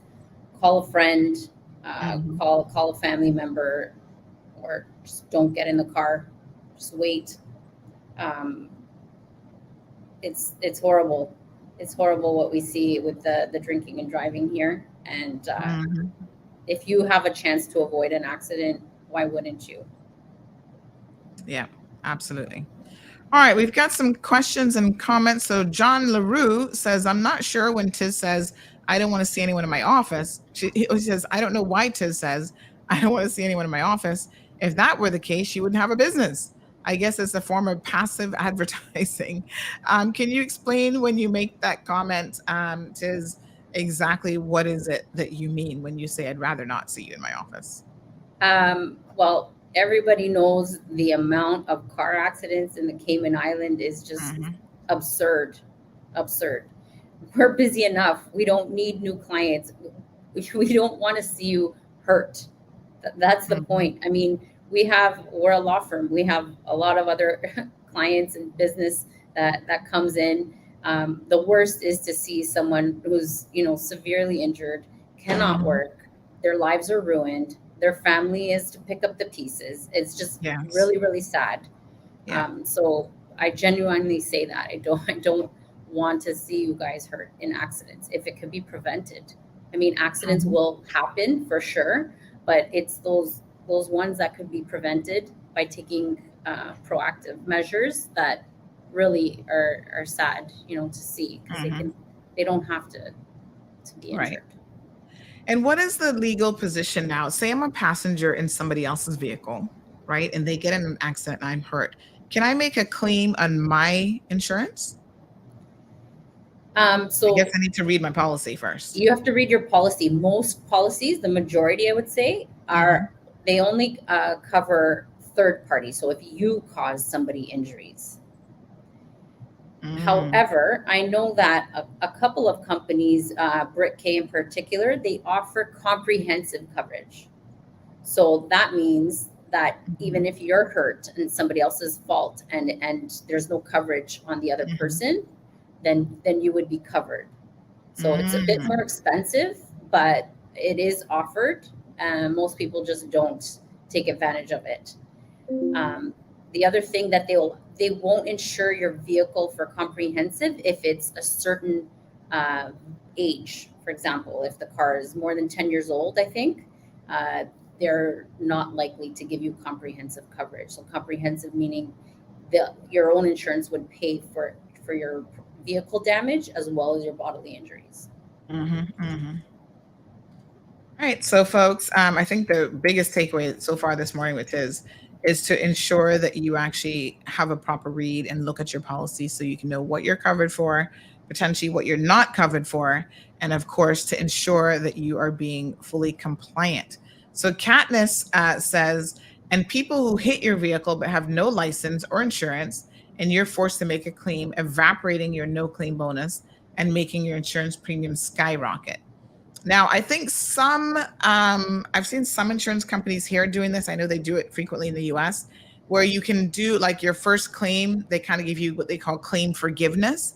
So if you have to make a claim, it doesn't necessarily, Katniss, do that. So again, maybe it becomes a matter of shopping around for policies that offer that. Because I mean, like Tiz says, accidents happen, things happen, you get that one-off opportunity where it's not going to impact especially your no claim bonus that you're getting or your premium. So maybe shop around for that. Because I've seen, I believe, at least one local insurance company who has offered that no claim, like it's called claim forgiveness or something like that.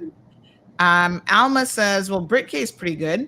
I've been with them for over 10 years, and so they continue to keep me fully covered. So that's fantastic.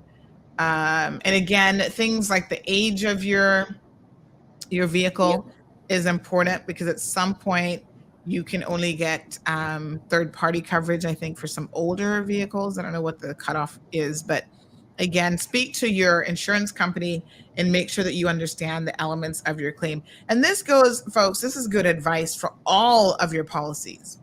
We're talking about, we're in the middle of hurricane season right now, and a lot of things might happen in terms of a claim.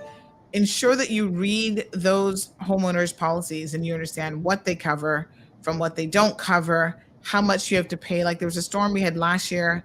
I had a friend that had a little bit of property damage, but when they looked at what the copay was, like what you have to pay first, they were like, well, this is quite a bit, and it does not actually make any sense for me to try to make a claim. Although it was still big money if you got to find it out of your own pocket to make the repair.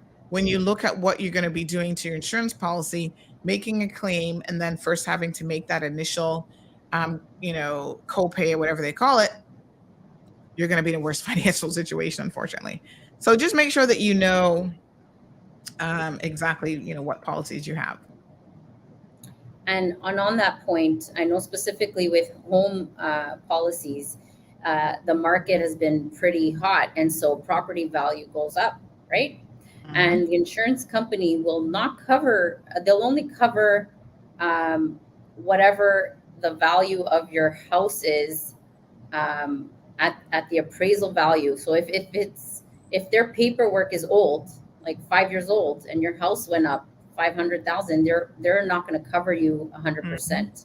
So they're asking that you get a fresh evaluation to get the proper value of the house, so that they can update their records and make sure that you're fully covered. Very good. And Natasha says it's not only the age, but the condition. Fidelity insured my car at fully comprehensive for 16 years. Wow. And going into the 17th year, they said they couldn't because of in-house policy. Yeah, see what I mean? Like every insurance company is different. They do things a little bit differently. So you have to really make sure that you're that you get that information from them, because maybe you want to shop around, like Sandy suggested, and find another company that offers something different for you to meet your needs. All right, very good. 936 Bobo's telephone number, 936-2626. If you've got a question or comment for Tiz, make sure to give her a call. This is your opportunity to do so. She's going to be with us for a little bit longer as she goes through some of the things that you need to be thinking about when it comes to your protection for your car and vehicular insurance needs, and just some safety tips as well. Tiz, what else should we as owners and drivers on the roadway be thinking of? Just be alert, because no matter what time of day, accidents happen at any second, right? So just when you're driving, I know like driving is almost like second nature to a lot of us. So we're just like zone out. We're in traffic, we're zoned out. But it's really important to pay extra attention to what's going on around you, in front of you, and even behind you.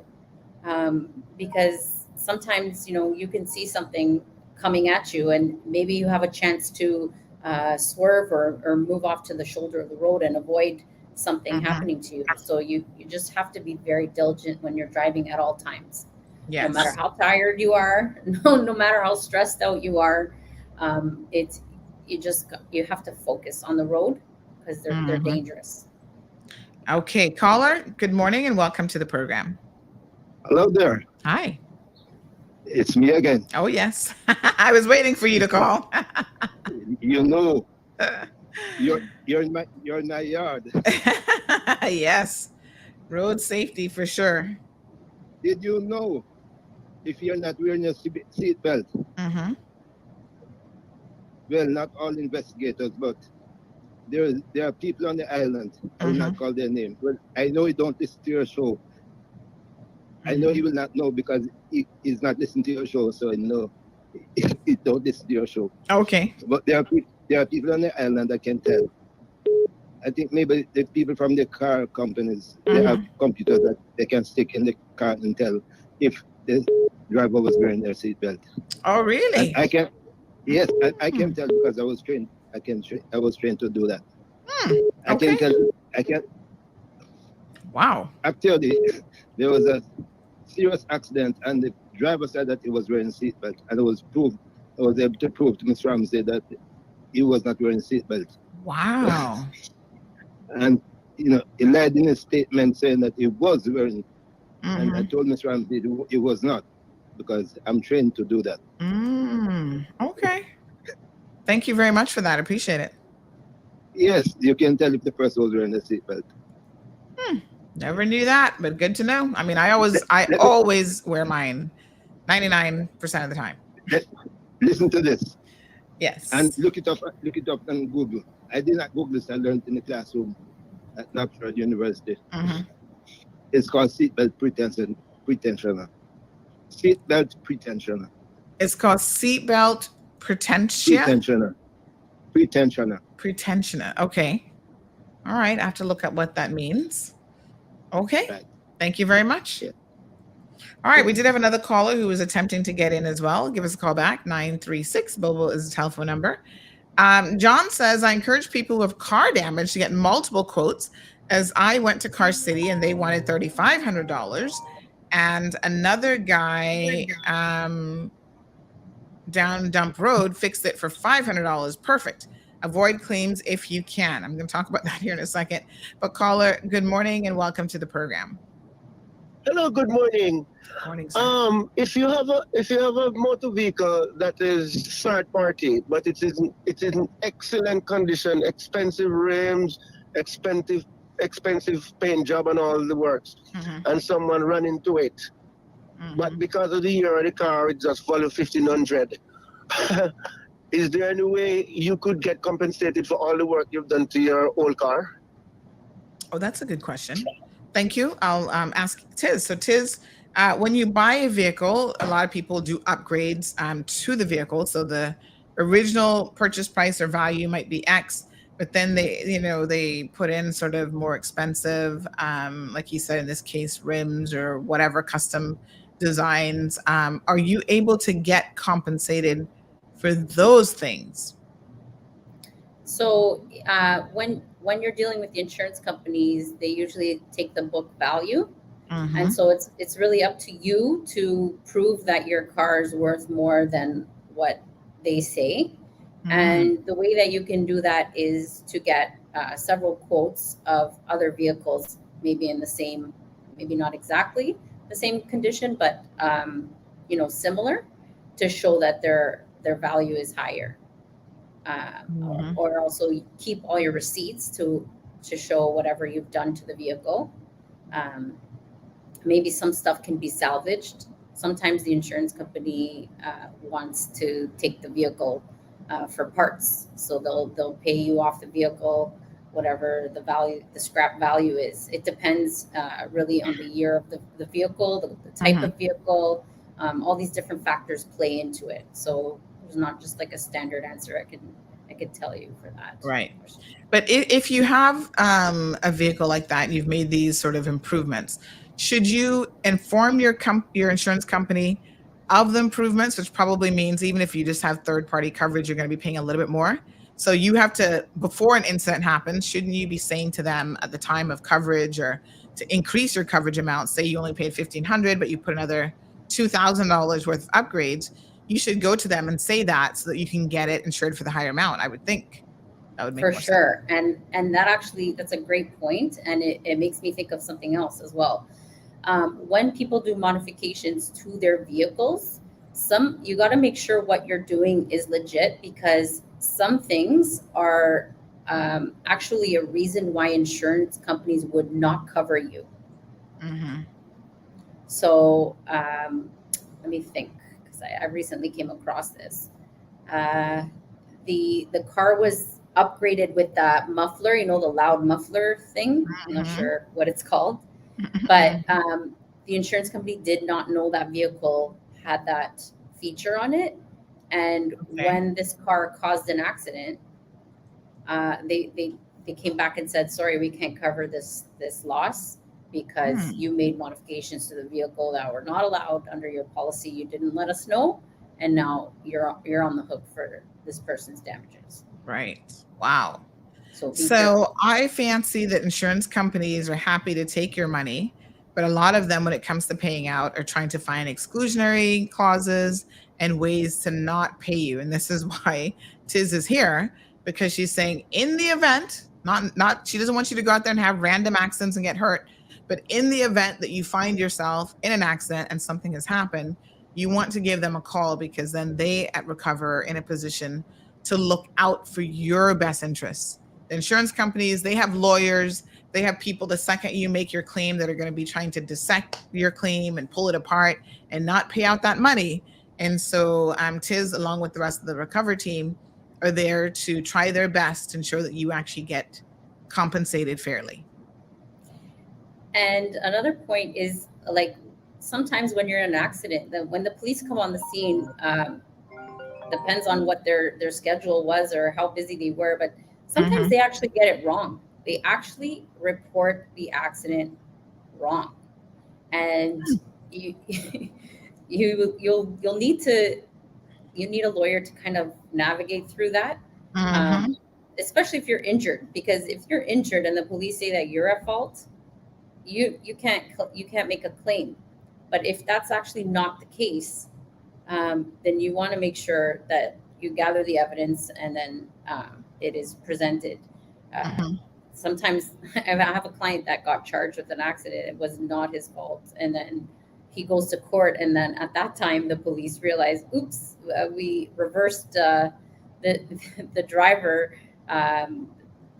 the at-fault driver. We got it wrong. It wasn't him. It was somebody. It was somebody else. So, yeah. Wow. Interesting. All right, caller. Good morning and welcome to the program. Yeah, it's just a quick question with two lawyers in the room. One lawyer and one law degree holder. Listen to me. You know better than that. You know that I know you better than that, though. Okay. That's what they say, but I know you better than that. Just a quick question. I think that what you do to your vehicle also has to be permitted by law. You can't improve your vehicle according to, like young people do, but what they do is not looked after as kind of legal by the law, because I'm sure the insurance company not going to cover that. Yes, absolutely. Thank you for that comment. Okay. Good point. And that includes like lights. There are lights that have been found to not be legal here in this jurisdiction, colored lights and stuff like that. You're not supposed to make those types of modifications. So make sure outside of your insurance policy, I mean, there's going to be a general clause that anything you do has to be lawful. So make sure if you're into making modifications that they're actually lawful modifications. Everything from the tint in your car I was just going to say that. The types of wheels that you might be putting on. Some of these young fellas like these low rider wheels that are like wide wheels. And, they change the entire balance of the vehicle, and that can make it not as safe in certain types of situations. So ensure that it's lawful and it's legal. And then, yeah, good point, caller. All right, Tiz, any final comments before we let you go today? Just the safety thing. I don't think that we can drill it home enough. Just take your time out there, be safe, be alert, be vigilant, wear your seatbelts. And now we're getting into the holiday season, right? So a lot of Christmas parties, functions, events, after work drinks. Just be very careful. If you have drinks, please don't get in the car.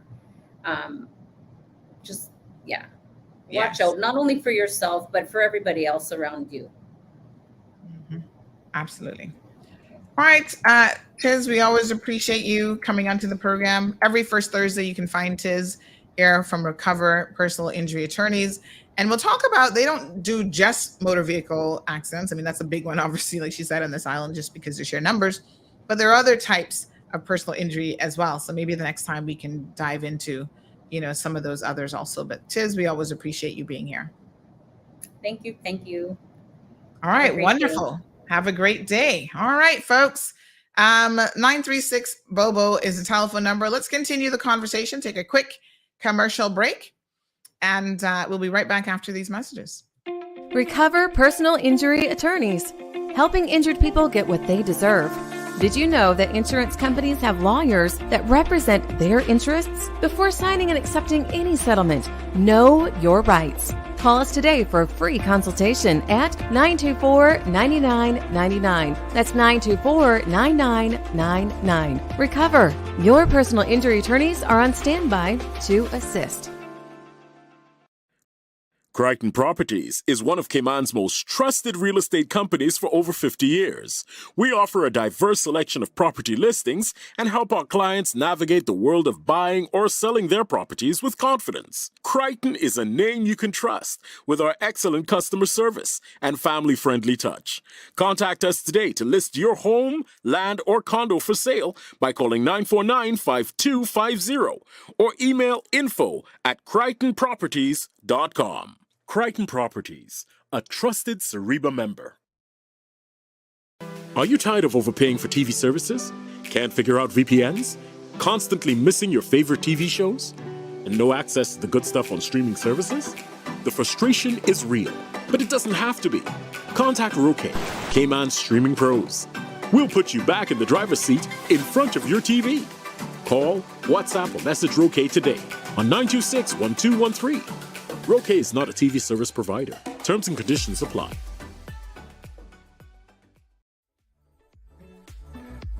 The Cold Hard Truth is Cayman's #1 talk show since it debuted in March 2020.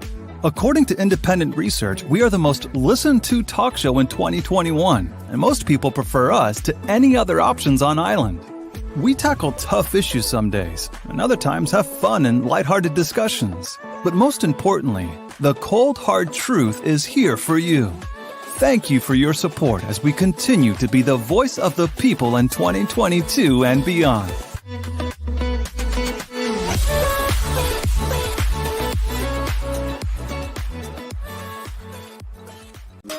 Hey Cayman, los saluda DJ Yoyo, The Energy, y estás escuchando The Cold Hard Truth con la voz del pueblo, Sandra Hill, todas las mañanas, 7:30 AM, only on Bobo, 89.1 FM. All right, folks, welcome back. Big shout out to DJ Yo-Yo for that endorsement. Always love to see what he's been up to. He keeps super busy. So let's get caught up in some of your comments, and then we're going to spend the rest of the program talking about spice a little bit. So we have Poppy, who says, my Nicaraguan aunt, great aunt, asked me to tell Sandy that even we don't say Nicaragua with a Spanish accent, laughing out loud. No need to roll that R every time you say it. She says, say R like rat, Nicaragua. You sure y'all speak? Listen, I find Nicaraguans have a very different, their Spanish is like a little bit different than other people too. And their English, like you can really tell a Nicaraguan when they speak English, like their English accent is different. But thank you, Poppy. She says she cracking me up. I told her to call in and tell you, but she says she's too shy for that. Aw. So she's saying I'm saying Nicaragua too much like a Spanish person. Just say Nicaragua. What a hot mess. Ms. Darlene says, Sandra, the ladies have to make sure that it be the 3 months or more birth control injection, because the ladies have to remember to swallow the birth control pill every day, or a little one or more will be on the way. Gotcha. Not a problem. Ms. Brenda says, Sandra, your agouti is running around in my yard. Come and get him or her. Aw, my goodness. You got one too? Let me see what other comments I may have missed. Harlan says, I'm not there in Cayman, but you're doing good. God bless you. Thank you. John, I wanted to talk about your repair, which is really, really interesting. He said Car City quoted him $3,500 and Dump Road was able to fix it for $500. Listen, have we all been down Dump Road? Yes. If I get a little nick on the car, I know I can go to Dump Road and I can call the little Jamaican guy. He comes out with his little rotor and it has a little brush on it. Don't ask me to get too technical with mechanics. And he buffs out the little scratch on the car. And he'll tell me, that can be buffed, that cannot be buffed. And he doesn't even charge me, and I give him a little $5 tip and say, thank you. I'll see you next year when I nick something else again. However, there are times, and I don't know what the damage to your vehicle was specifically, but I can tell you that there are times when you want to go to a Car City versus your Dump Road guy, especially when you need parts, because, you want genuine parts. I'm not saying that the Dump Road guy isn't going to give you the same paint job, maybe not, but the quality of the materials, the quality of the paint, the quality of the parts that you've ordered can make a difference. Now, having been a person who's gotten repairs all over, or quotes all over the place before when there's been an incident, I can tell you that Car City is fair with their pricing. So I have found, because I've had to get a pricing from them, from Vamp Motors, from other people, even if Car City is the dealer and the other party isn't, you find that the prices can be, there are times when Car City has actually come in cheaper than some of these, I don't want to say street mechanics, but sort of, they're not the dealer, if you will. And they've come in like either around the same price point. And there have been times for me that Car City has actually come in cheaper. And I know the quality of work that I'm going to get from Car City and the quality of the parts, et cetera, et cetera. And if you don't get that quality, then I know who to take my beef up with, because who owns it is going to stand behind their product, even if their staff get it wrong. So, I guess it depends on what it is and what the car is valued and that sort of thing. But yeah, shop around. As consumers, we have a responsibility. A lot of us don't have a bottomless pit of money just lurking around in our bank accounts, so we got to be smart. When I had my Mercedes the other day, there was some little sensor that went on it. And thankfully, it was one of those parts that I could purchase from the dealer in Miami. And my friend was coming through Tampa, actually. And I said, hey, can I get you to bring this part? It was only $65. I didn't even bother to ask how much it was here. It was only $65 US in the States. And I picked up the part and had it here like in 2 days. Yeah, I mean, listen, we all need to save money, and so it is what it is. I'm not going to knock anybody for going to the dump road guy. I've been down there myself. Like I said, get my little scratches taken out. Not a problem. So he said it was a car that he purchased and wanted some scratch and dents removed. He matched the paint, etc.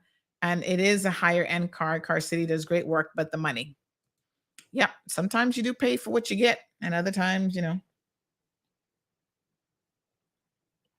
Catherine says Car City quoted $680 for a full service minus the spark plugs. Go figure. Well, what exactly would have been included in that service, I wonder? I'd like to find out. Anyway, yes, listen, what's really expensive? Batteries. Y'all bought a battery recently? Oh my God. The other day, my husband had to get a battery. He has a Jeep. It was like over $500 for this battery. I'm like, what the? I said, hold on now, honey. Is the battery, well, they went ahead and they serviced it at the same time, but I said, wait a minute. Is the battery washing the dishes for me at $500? Because I feel like I need to be getting more out of that battery. And then they don't even last as long as they used to. Apparently, one of the interesting things about batteries, I think here, is the constant starting and stopping your car. Like, we don't really drive longer distances, which is supposedly better for batteries. So that's a whole, that takes a whole other toll. The short distances takes a different toll on a battery. But what are you going to do? Everything going up in price, my dear. All right, let's talk about spice for a little bit. I'm not sure if Chuck is, I'd messaged him earlier, but Chuck was not feeling well yesterday, so he was out of office. Hope that he's feeling better. So we may not be able to get into any of our time. So let's talk about Spice and the last few minutes that we have with the program. So Spice is this reggae artist. Listen, I know Soka's like 500. Who?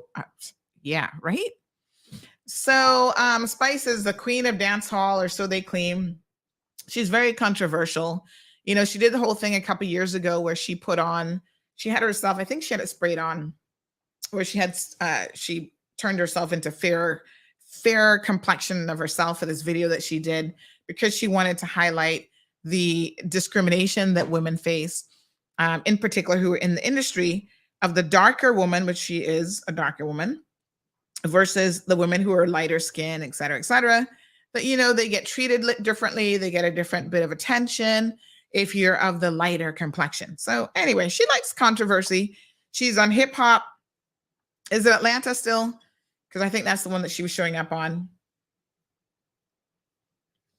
So I believe she might partly live in Atlanta or have a home in Atlanta or whatever. Chuck is in today. I'm going to beg for a little bit of overtime from him. Not too much this morning because I got stuff to do. Begging for a little bit of OT, please. All right. So, yes. So in any event, she is in the news again. And the what she's in the news for this time is there's a story that's floating around that she went to the DR, Dominican Republic, and had plastic surgery and something may have gone wrong. Now, her booking agent has told, I think it was the Jamaican Gleaner, that story isn't true and she's just fine. I don't believe her booking agent, and I'm going to tell you why. Number one, here she is. This is what she looks like. She is on the streets, we would call her raunchy. She has a raunchy reputation, and her shows are, you definitely better be an adult of a particular age to go to her shows, and she is very sexualized in a different way. That's her persona. I don't know what she's like in her personal life, but she does a song called or something about a measuring tape. So in other words, if you're a man, she's not going to talk to you unless she can take out her measuring tape and measure your, not your bank account, but your male parts to see how they stand up, pun intended, right? And she's not going to talk to you if you don't fall within a certain spectrum of the measuring tape. So I don't know what she's talking about here. I mean, I know what she's talking about, but I don't know what exactly what size she's looking for, but it's a whole thing. And so, she has a reputation in the industry, and I suppose she wants to keep her reputation what it is. And she doesn't mind using profanity in her songs and her stage performances and, all the gyrations and the humping and jumping and whatever else you got going on. So this is what she looks like. And she's had some augmentation done to her body already. So back in 2020, apparently her real name is Grace Hamilton, by the way. She came forward and she talked about plastic surgery and, what she has had done. She's had some work done, obviously, on her breasts. She, I think, has shown people pictures of like, okay, this is what it was before, and this is what breast augmentation has done to me. She was quoted before in media saying, I always used to hate that I had to hold them up to look sexy. So I think she's got a couple kids as well. They were sagging. And so she, wanted to have a little procedure done there. I don't know what else she's done. I think she was relatively happy with the breast augmentation. Listen to what she said her daughter said. Now, I don't know how old these kids are, but she said, she's quoted as, my daughter used to call me Slippers Titi. Not anymore, Doc. I thank you. So she says that it has renewed her confidence and she's feeling super great and blah, blah, blah. However, I think that since then, she has done something else that didn't go as planned. In the industry that she's in, and she has moved to Atlanta. I think she has a home in Atlanta. She lives there, whatever. She has to keep up with others. And trust me when I tell you, keeping up with others means, honey child, that you got to get booty implants. You got to get breast augmentation because they got to be looking nice and big and round. The waist has to be teeny weeny. You'll be trying to liposuction all the fat out, get tummy tucks. I mean, they do a lot to have a particular look. It is kind of a little bit crazy, to be honest. The big stars, the Cardi B's of the world, they're out there after having a baby, going under the knife almost immediately in order to get things nipped and tucked and, the whole works. So it is a lot of pressure for these women in particular, not so much the men. Like, I don't hear anything about men having to do all this kind of stuff, but women are feeling the pressure to have the biggest bonke in the industry, the most exaggerated and snatched waist in the industry, the most uplifted, breasts in the industry, because a lot of the clothing, as you can see from this picture, they are wearing skimpy outfits, snake, what do you call it? The stockings, fishnet stockings. I was gonna call them snake net, fishnet stockings, and all kind of stuff, because that helps them to sell part of what it is that they're selling. So it's not enough for the music to maybe be okay or be decent or whatever. They have to bring with it this certain look, right? When you look at Cardi B, you want to see, apparently, based on her Instagram followers, a flat stomach. You don't want to see any fat and no flab and this and that. So I think there's industry-wide pressure for them to look a particular way. And it is really sad. Hisoka says, all I know is they're very brave. No, sir. Yeah, and they go under the knife. Now, here's the thing with going under the knife. I have no issues whatsoever with anybody going under the knife. That is your business. If you have the money to spend and you want to do it, if it increases your self-esteem, more power to you. I've had cosmetic surgery. Years ago, you guys might not know this, but I had to have, and my breast augmentation was a reduction, not an increase. My aunt always used to say more than a handful is a waste, and I happen to agree with her.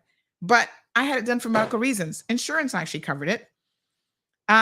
Because, child, all I can tell you is they weigh a pretty pound. Okay, they're heavy. When you see women with big breasts, don't you be like, oh, I wish I had big breasts, child. Don't wish that on yourself. Years of back pain, not being able to do certain activities, et cetera, et cetera. And the funny thing is, every time you put on weight, it always goes to your breasts. Like if that's your area, you already got big breasts, it seems like they just get bigger. I was like, oh my God, I couldn't take the back pain stuff anymore after years of suffering from it. So I got to sign off insurance. They said, yep, we'll pay for it. Go ahead and reduce them. And I must say, big shout out to Dr. What's his name again? He's the Cuban guy at the hospital at HSA. He did it for me. Dr. Serdano, I think is his name. Anyway, fabulous job. No complications, no nothing, whatever. All right. But the thing is, after you do something, it does change your body in other ways. So then you look at it and you go, oh no. Now this other area looks a little bit out of proportion. Maybe I needed a little bit of liposuction. So you go back and you get a little bit of liposuction to kind of be like, okay, let me take some of the fat out of this area. I am a proponent of you doing in life what makes you happy, as long as it's not harming anybody else and it's not harming you. Having said that, it is one thing to remove something, right? Just like even with breasts, it is one thing to have a breast reduction. You're taking out areas of the breast. It's one thing to do liposuction where you're taking stuff out. It is a whole other situation to put a foreign object into your body. So these women who are getting the implants put in, some implants have been dangerous. Breast implants can erupt. There are things that can happen to them. They can start leaking. And you got a problem because now you have a foreign object in your body that is leaking. And there are people who have had to remove them because they were toxic and they were literally making them sick. The big thing in the African-American community, unfortunately, is to have bonky stuff put in. It's so weird because there was a time when big lips and a big rear end was considered, it was linked to, like, when you go and look at all the caricatures from the slavery days, that's how they made fun of the slaves and of people of color. Or you get the big lips and you got the big bonky. Now, here we are in 2022, and all that stuff is in fashion. People are going getting lip injections, silicone and fillers and all sorts of stuff put into their lips, some with very damaging side effects, where then they have to cut out portions of their lips because, the lips are bubbly and they've gotten it all wrong.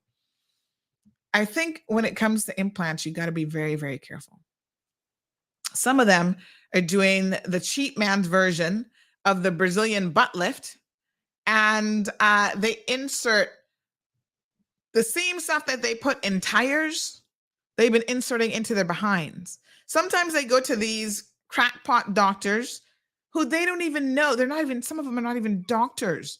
The neighborhood person who's like telling you, oh yeah, they can do it for you. And they're inserting stuff into your rear end that is literally toxic and killing you. It's a dangerous thing. And you know what?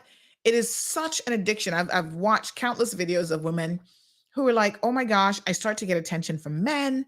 You know, all of a sudden I'm getting a date and this and that. If a man has to be sold on your assets, literally, and that's the only thing he sold on is your assets, you might have a problem. That's probably not the kind of man that you really want in your life. Because when it gets deflated or you're killing yourself with the toxicity that you're injecting into your behind, into your banquet, when you're dead, then he gone, move on to the next girl. Simple as that. So the rumor is that, she has had, this part isn't a rumor, she has had other cosmetic procedures that have left her botched, if you will. So in other words, they didn't do the best job in the world. And she needed to try to then get those things fixed and repaired. Caution number 1, be careful what you're inserting into your body. Cautionary tale number 2 is go to a good physician. Be careful of who you decide to go to. So this BBL surgery is called the Brazilian butt lift. It's where they do a fat transfer procedure. So they will take fat often from other places of your body. They remove excess fat. So say they liposuction it out of your waist or your thighs, whatever. And then they will inject it into your behind to give you more plump behind. There's also people who actually put the similar implants that you have in your breast, they put them in your buttocks. But the buttocks not really meant to have implants. Well, neither the breast really, but they've kind of figured out the breast, like you can go underneath the breastbone, or whatever they call it. And then that gives you a more natural and a better result at the end of the day, right? But y'all need to be careful with all of these BBLs and stuff that people have going on. And they all want to go to the DR. So the DR apparently is a big location for this type of thing. And women are killing themselves, no joke, with plastic surgery in the DR that has gone wrong. And it's not that it's cheap, but it's cheaper, I guess. So we hear of stories of women going there and getting the full body done, right? And then they come back from having, all this plastic surgery. And some of them do not survive. Some of them end up getting killed.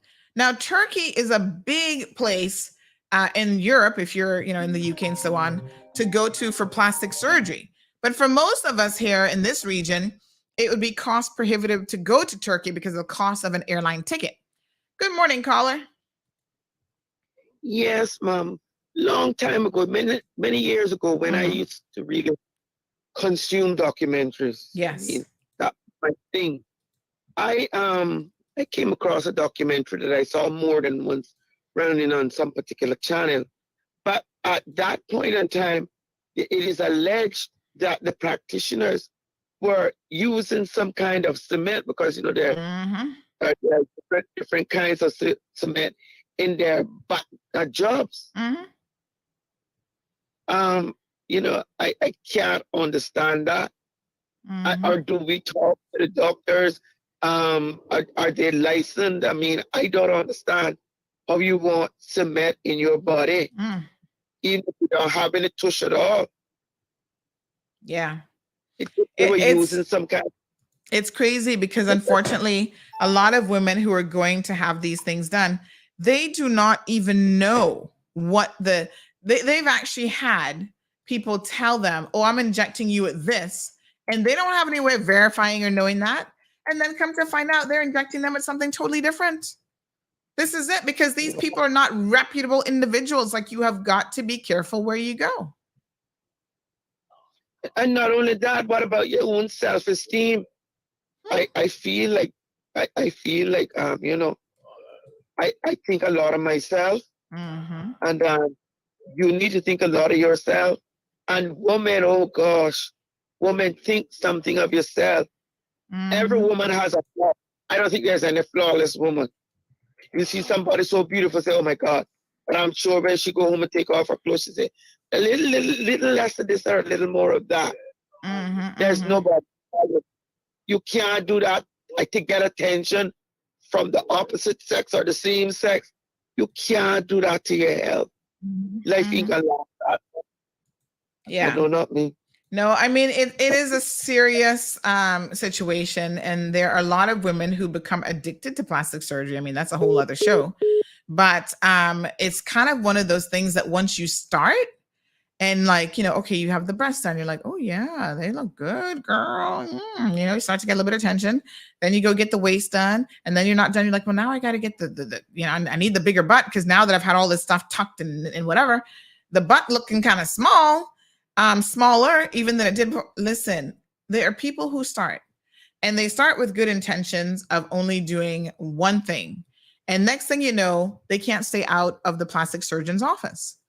And there's some plastic surgeons who will operate on you knowing that you're high risk. And trust me, you're higher risk because of age and a number of different factors.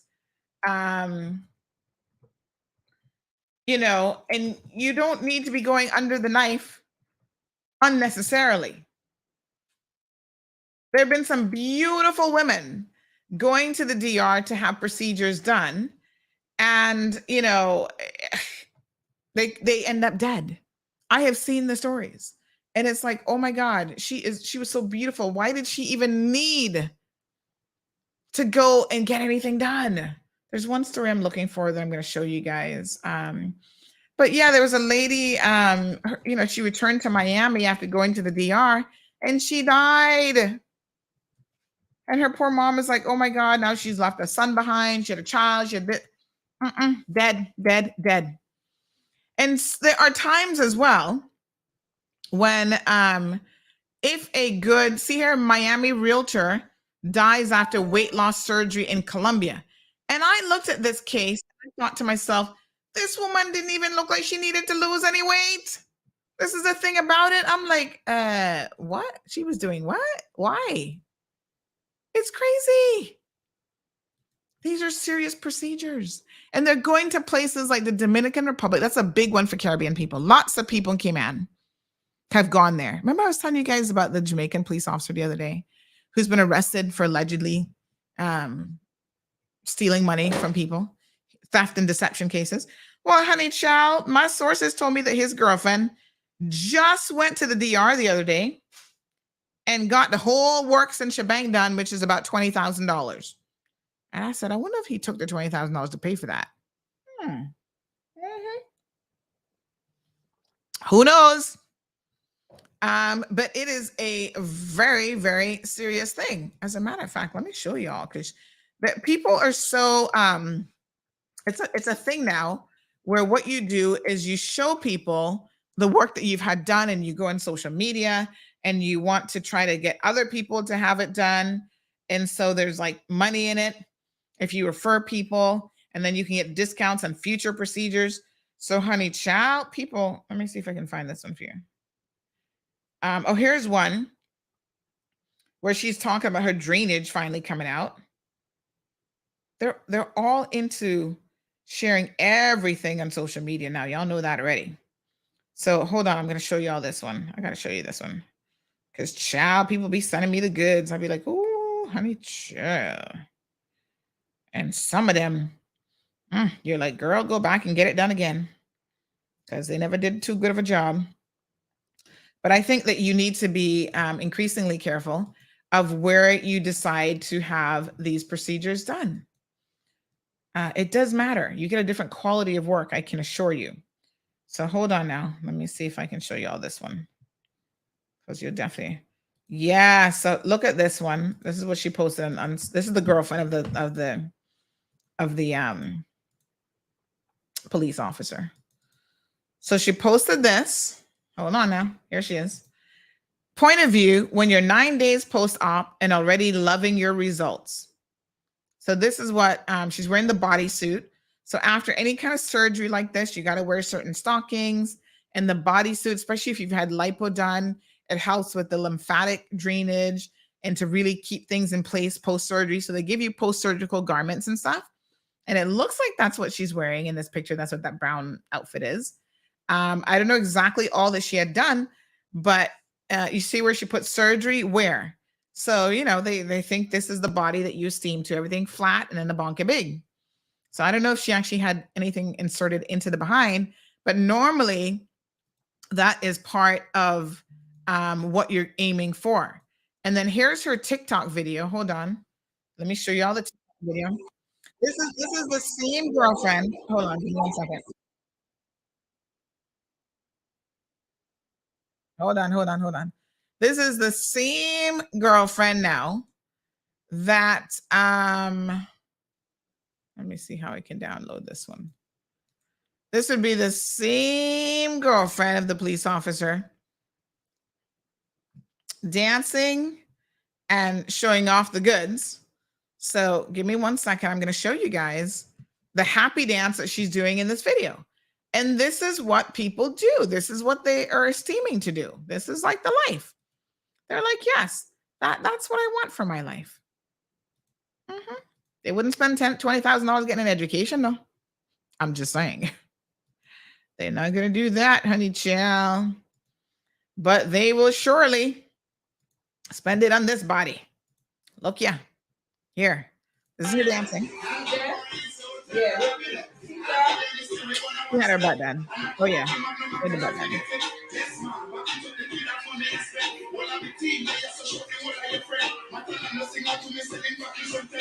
That's the dancing. I don't know what the music is. She's getting ready now to come back and stop the new body, because when she comes back to Cayman, this is going to be doing out in the club too. Or out for the reggae dancers and whatever else. Oh, there she is. The thighs are a little bit tighter now. And they're going to wear these super tight outfits. Hey. Yes, so Santo Domingo is where she's at.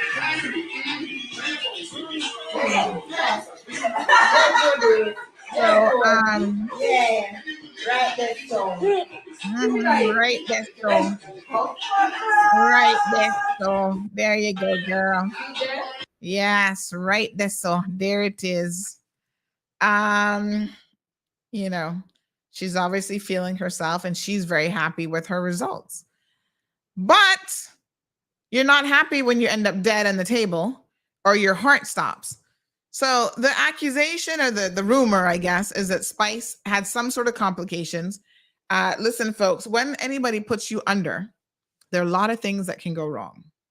I'm always shocked at people who will even, I need my 10th knee surgery. I'm like, why you love surgery so much?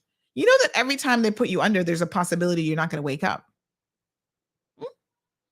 Selective surgeries and even selective medical surgeries are a very dangerous thing. Y'all have got to be careful.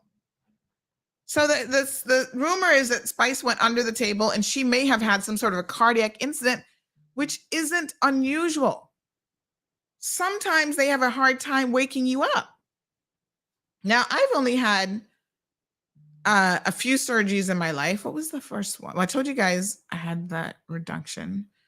But one of my procedures afterwards, the anesthesiologist actually said, you're not the easiest person in the world to wake up after surgery. And I was like, oh, Jesus Christ. What are you telling me that for? You need to take out a gallbladder? No, leave it in there. If I'm not the easiest person to wake up after surgery, we're not going to play around with that. Everybody responds differently to anesthesia and all this kind of stuff. You want the anesthesiologist to be extremely well experienced. When you go to some of these foreign countries, you have no clue. You don't know anything about the physicians, really. You don't know anything about what anesthesiologist is dealing with you during your procedure. And there are tons of stories. Look at this one from the Insider. A woman died after botched liposuction led to lung collapse. Yeah? In the Dominican Republic. Here's another one. Indianapolis mother dies after getting cosmetic surgery in the Dominican Republic. Woman airs caution after friend goes for Brazilian butt lift and gets kidney stolen instead in the Dominican Republic. Y'all better look at it. Where did Kanye's mother go to have her surgery done? Here's another one. Tandra Bowser Williams jetted off to the Dominican Republic in May for a fat transfer Brazilian butt lift, same one, the BBL, in the Dominican Republic, and she died. 49-year-old, shortly after the procedure, suffered a stroke. Her poor husband of 26 years said that she contacted him prior to her death to express her satisfaction with the work. Her exact words to me were, "You're going to love Dr. Cabral's work. I didn't care one way or another. I accepted my wife the way she was," he told the Daily News. "They brought my wife out of the medically induced coma so she could unlock her phone. So that's how she was able to get in touch with me." And then shortly after the phone call, he was contacted by a nurse who he alleged informed her that she was not doing okay. The hospital made arrangements for Williams to be brought to the DR to be by his wife's side, but she died before he could arrive on the island. BBLs are listed as some of the most dangerous surgeries in the world. Y'all hear me again? BBLs are some of the most dangerous surgeries in the world, since the risk of death from an accidental injection of fat into large veins, which then travels up to the heart, lungs, or brain, is high. Do I need to say it for those of you in the back of the classroom thinking about going to the DR to get a BBL? I will say it again. It is listed as one of the most dangerous surgeries in the world, since the risk of death from an accidental injection of fat into large veins, which can then travel elsewhere in the body, is high. You have women who have either died or were left disfigured from procedures, most of which were carried out by unlicensed or untrained professionals. Wow. Her physician in the DR, hear the madness, because y'all don't know. You don't speak Spanish. You're not reading newspapers. You're not even Google searching people. And sometimes even when you Google search them, you can't find these stories. But listen to this. Yeah. Her physician in 2012 was indicted by then New York Attorney General Eric Schneiderman for performing cosmetic procedures on 10 women without a license. Was charged with 10 counts of unauthorized practice of a profession, medicine, and 2 additional counts with a co-defendant to defraud in the 1st degree and conspiracy in the 5th degree. He was fined $5,000 US, ordered to pay $23,000 in restitution, and complete 250 hours of community service in the DR, according to the newspaper. Well, that didn't stop him from continuing with his Caribbean clinic. And so this woman died at his Caribbean clinic. And so no one should really be surprised, really. You go to get surgery, they're taking a kidney instead because there's big money for certain parts, organ parts that they need. So she was going for a Brazilian butt lift, and they decided instead to take her kidney. Because when you're under, you don't know what the hell they're doing. Folks, all I can tell you is go to a reputable physician if you do want to have something done. Me, I'm like, go to America, because at least you can double check. You can see if the person's board certified. You can check lawsuits, and you can find a lot on these physicians. And more importantly, anything goes wrong, you can check beforehand to make sure they've got adequate malpractice insurance. So when you have to sue them, at least you're going to get paid for some of your issues that you will now be facing, which if you survive, will oftentimes be lifelong issues.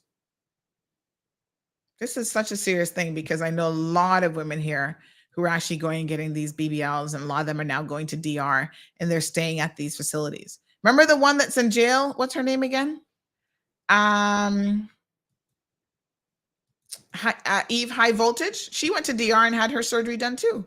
This is a woman who's an NAU client, tying back into what we were talking about earlier. She's an NAU client. NAU is paying to support her family, and she can't ever keep a job, but she could find money to go to the DR to have BBL and whatever the hell else she had done. That is what we have people here coming and taking advantage of right here in the Cayman Islands. And you all heard her because she came on the show and she made it very, very clear that the government is responsible for taking care of her Caymanian children. She's a Jamaican, but because she married this Caymanian fool from East End, the children are Caymanian, and so they're government's responsibility. That's how people think. They're not her responsibility. They are the government's responsibility, and the people of the Cayman Islands must pay for her children to be able to eat because she has money that she can find to spend on cosmetic procedures and fake hair and hair by the pound. Have a listen to this. A Miami realtor died after traveling to Colombia for a weight loss surgery. NBC6 investigator Miriam Masihi found the medical credentials of the doctor that performed the surgery were already under investigation. Dilay Escalante took care of her large family when she helped them move from Venezuela to Miami. I started to study because of her. Looking to better their lives, Dilay went into the real estate business with Taina Shepard, NBC6's Willard Shepard's wife. Dilay was my business partner, my best friend, my sister from life. Taina says despite Dilay's beauty, the 46-year-old realtor wanted to change.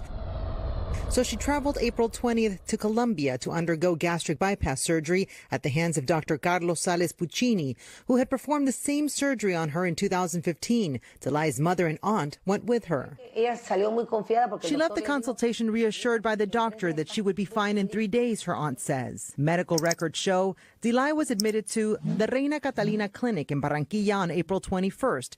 She went into the OR at 3 p.m. in good condition, got a gastric sleeve, and was released the same day. I spoke with them after and I expressed my concern that Dilay was not left, not even 24 hours in observation. She always was vomiting since she left the operation room. Her family says because she kept complaining of the pain and couldn't keep fluids down, the doctor had her come to his office 3 days in a row for endoscopic dilations, procedures that stretch parts of the esophagus. Taina spoke with her before the last one. She was very scared of the procedure and that she was hoping that that time it was going to work. But that didn't stop the pain, and Thursday, April 28th at 5 a.m., Dilay left the doctor's assistant a message saying she didn't have the strength to go get an x-ray he ordered. Disculpa la hora. Yo tengo mucho dolor. Necesito que el doctor me mande algo donde yo lo pueda ingresar en la vía para que yo pueda caminar y así no puedo hacerme nada porque me puedo desmayar en la calle. They say 3 hours later, Dr. Sales Puccini got to the apartment and saw her in such bad condition, he said he was heading to the clinic to prepare the OR. He didn't call an ambulance. He left. Meet me at the hospital. A family friend says he began driving her to the clinic the doctor ordered, but Dilay was fading quickly, so he took her to a nearby hospital where she was pronounced dead. In a WhatsApp chat, the doctor told me there are no doubts about the operation, that because it was a bariatric reintervention, the stomach was narrow and endoscopic dilation was performed, and it evolved well, he said, adding that Dilay did not undergo the x-ray he requested. Dilay's aunt immediately went to file a complaint with local prosecutors. And that's when they learned that he has 11 complaints in the state attorney office. We found that in 2021, the Colombian Supreme Court ordered Dr. Sales Puccini pay the family of one of his patients close to $500,000 after the man died following a bariatric surgery that the court said was not endorsed by the medical community. It happened at a different clinic. And although the sign on his door says he's a plastic surgeon, those credentials are being questioned by the local prosecutor's office that has charged him with lying to the Ministry of Education about his studies. I wonder why he's still operating. We reached out to Reina Catalina Clinic but haven't heard back. Taina says she flew to Barranquilla to fly her friend's remains home. For me, it's very difficult, heartbreaking, and at the same time, I have a mission. I need to understand what happened. Dilay's family and friends are awaiting her autopsy reports to see what happened. They say they're telling their story to warn others who are thinking of flying abroad to get a procedure like this. We asked Dr. Sales Puccini about his credentials and the charges he faces, but he didn't respond. There you have it, folks. You don't know what credentials these people have. You can't check to see if they're board certified. They don't have an insurance. He had done stuff to 11 other people, paid out money, and none of that was information that she was aware of. And you probably had to do some extra digging to even get to that kind of information. If you're going to do it, and all surgeries come with a degree of risk, make sure you research the facility, the surgeons, find out who your anesthesiologist is. Folks, do your research. Do not take these things lightly. That's all I can tell you. All right. So El Ray says, okay, Sandra, you changed my mind. I'm canceling my DR trip. Oh, El Ray, behave. And the thing about that last lady, I'm looking at her thinking, why did she need gastric sleeve? You saw her picture. That woman wasn't overweight. 10, 15 pounds. Girl, just walk on the damn treadmill. Work on your diet. Like, you know, a lot of times there are people who medically shouldn't be doing a procedure at all. No, sir. Parla says, I'll be damned if I hear anything about a man doing a surgery like this. Not a transgender type, but where will he put it though? You mean the BBL? Listen, a lot of people are into, you just don't know, child. Marshall says that they want that hot, sexy, and dumb as a bat look. Okay. So Perla says, thank God I didn't drink any coffee this morning. I'm drinking my hot and creamy oats porridge. I hear you. Anyway, folks, I don't know what the story is with Spice. I feel like if Spice was perfectly fine, we wouldn't be hearing from a booking agent. We would have heard from Spice herself. Okay. She would have provided information. She would have done a live stream. She would have done something at this particular junction, and the message would be coming very, very clearly from her. The fact that it's other people saying that no, she hasn't had a heart attack, she's not in a medically induced coma, I find that hard to believe when Spice herself has not spoken on this. So Lady Saw, who's now calling herself Minister Marion Hall, she did a show yesterday where she was sending out her thoughts to Spice, wishing her a speedy recovery. I'm sorry, but I have to agree that something is amiss here. Spice has a big mouth. If y'all were lying lies on Spice and she didn't have cosmetic surgery, she would have posted something on Instagram. She has 4.1 million followers on Instagram. She would have went live. She would have cussed your batty this and that and blah, blah, blah. Y'all scandalizing my name and must come off my name. I got to pull up my measuring tape. She would have said something. The fact that Spice has not said a single word leads me to believe that there is some truth to these rumors that are flying around about her. I hope they are not true. I mean, I hope that Spice is in the best of health and she's not in a medically induced coma and she's not had any complications from cosmetic surgery, but I'm a little bit suspect. I must admit. I'm like, something's not adding up here.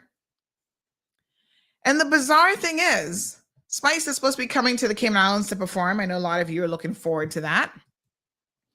My thing is, why would you have it done now even? Like, how much recovery time were you planning on? Not very long. When you're going to be on stage, jumping up and down and performing? It all seems very, very suspect, but we wish her the best and we hope for her sake that she's fine. She does have children. I don't know the age of her children, but I feel like they're probably maybe preteens or early teens. So again, you know, it's been a minute that she hasn't posted anything on social media. She did say that she was coming off of social media for a bit, probably because she knew she was going to have this procedure. But I don't know. I don't know what to say.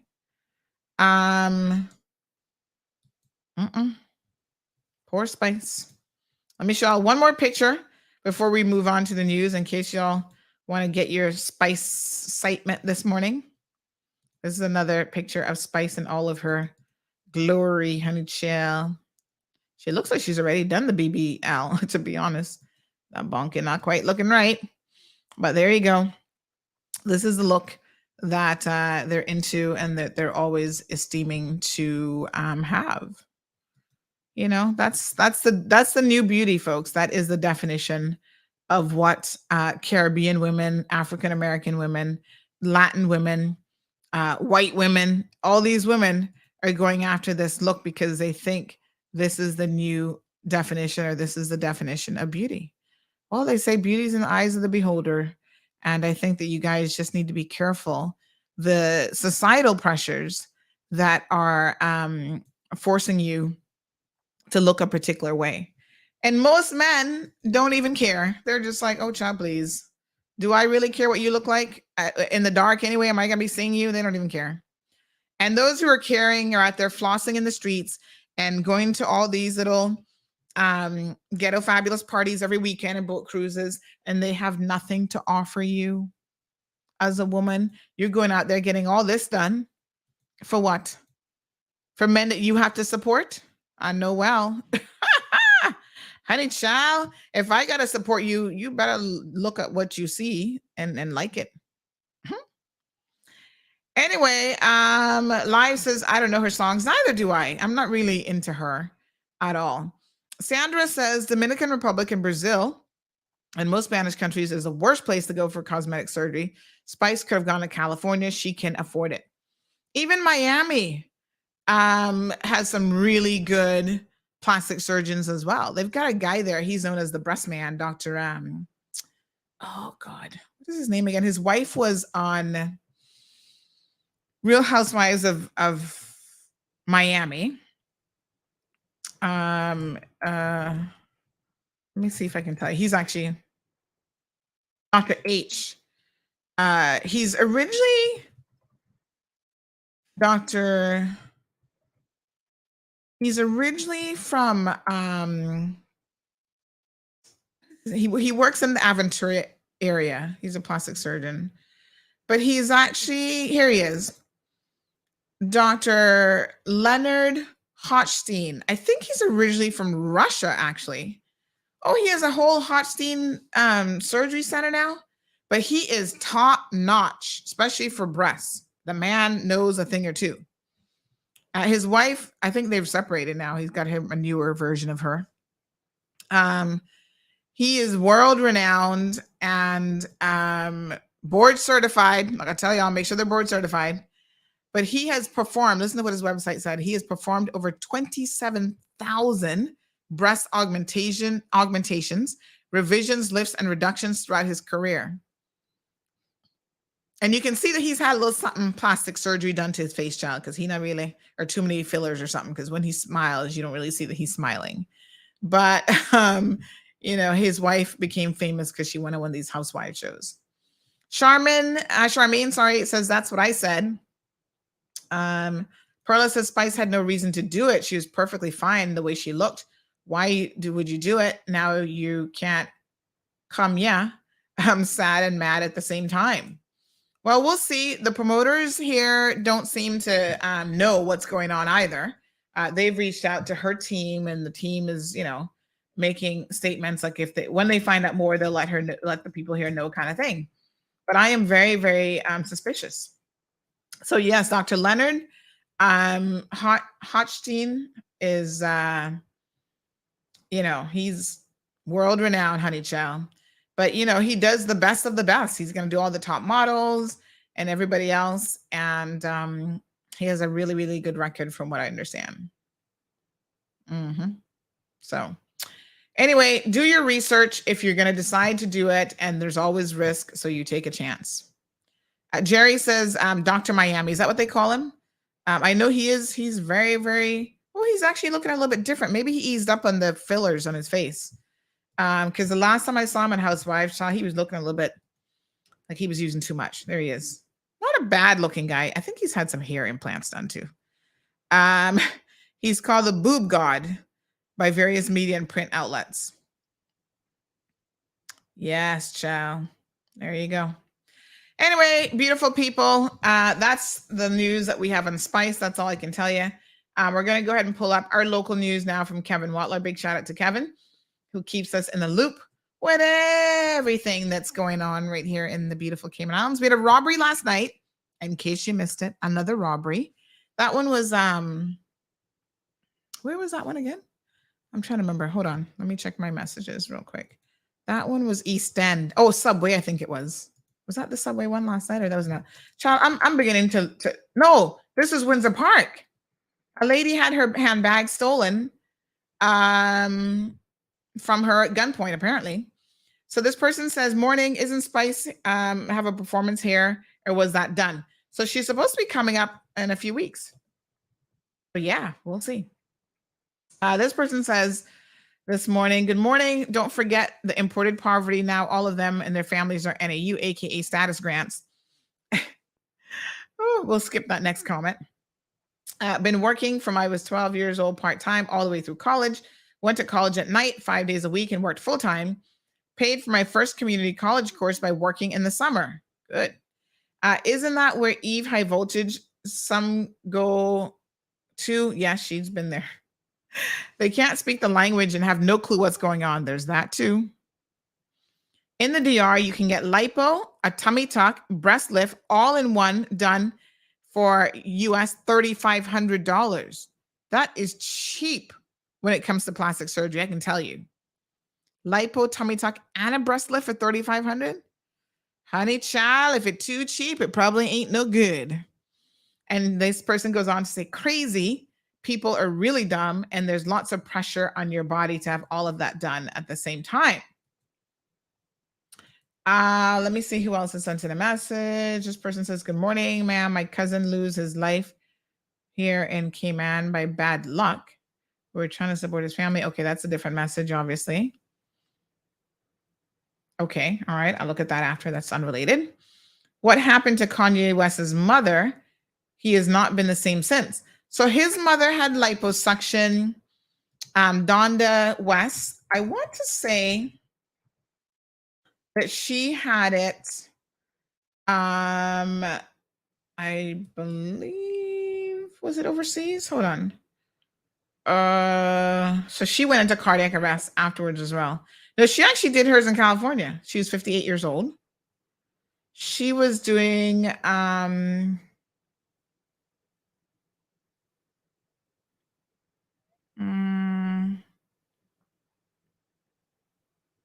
so she didn't die during the surgery. She went home. And what did it say? But went home against the recommendation of the surgeon who performed her procedure. See? Y'all not listening to the surgeons too, because sometimes they want you, because of her age, quite honestly. I'm sure they wanted to, she was almost 60. She was age 58.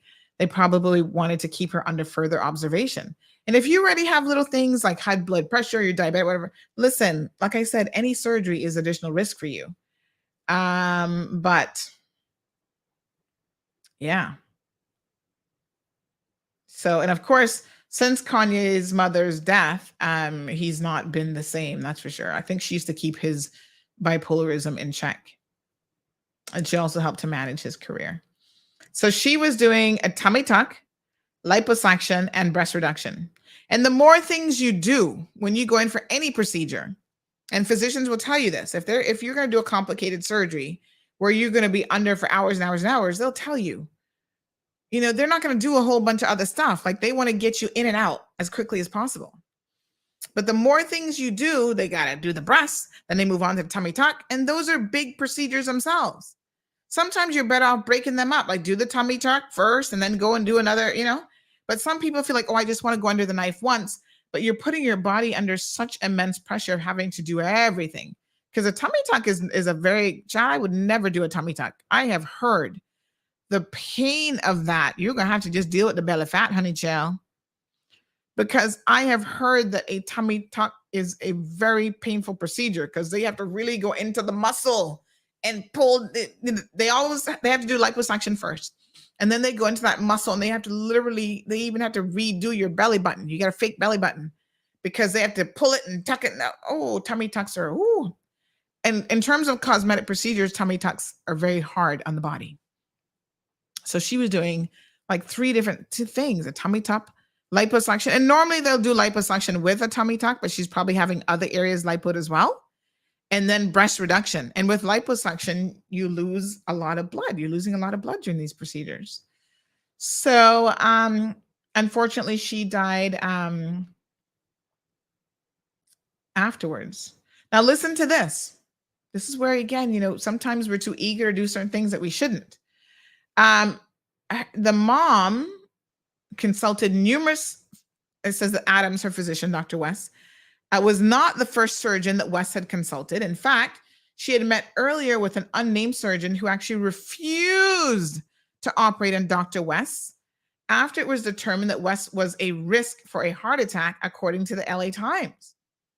So again, high-risk patient. Why? Here's the truth now. This is what I'm telling you. I didn't even know this, but I was just telling you about it. West suffered from chronic health problems such as high blood pressure, high blood sugar, diabetes, and cardiac artery blockage. Wow.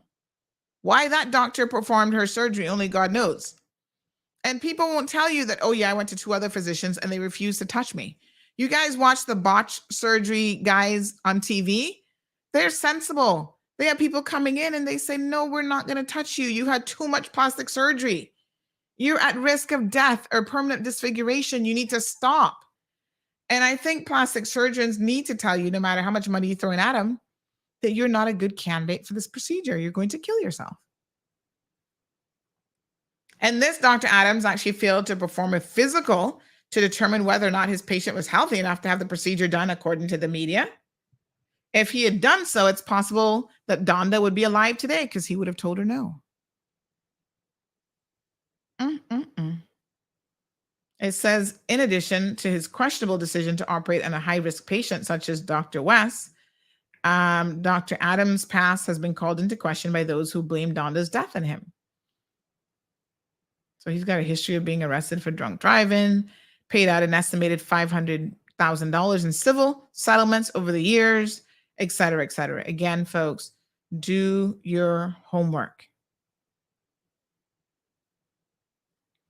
So she had 5.5 hours of surgery. Even all of that, the doctor still said to her, stay in the hospital. She would not stay. She walked in and out of his clinic after 5.5 hours of surgery. She was heavily bandaged and prescribed Vicodin for the pain. She was told to remain in the post-operative care center by medical professionals at an inpatient facility, and she opted not to do that. Her caregiver left her to go and have a baby shower. This is like, all of this is a recipe for disaster. She was actually left in the care of her nephew, who is a registered nurse, but still, that should not have happened. Wow. What a mess. Unbelievable. And then apparently he left to come back in the night and just left her with her best friend.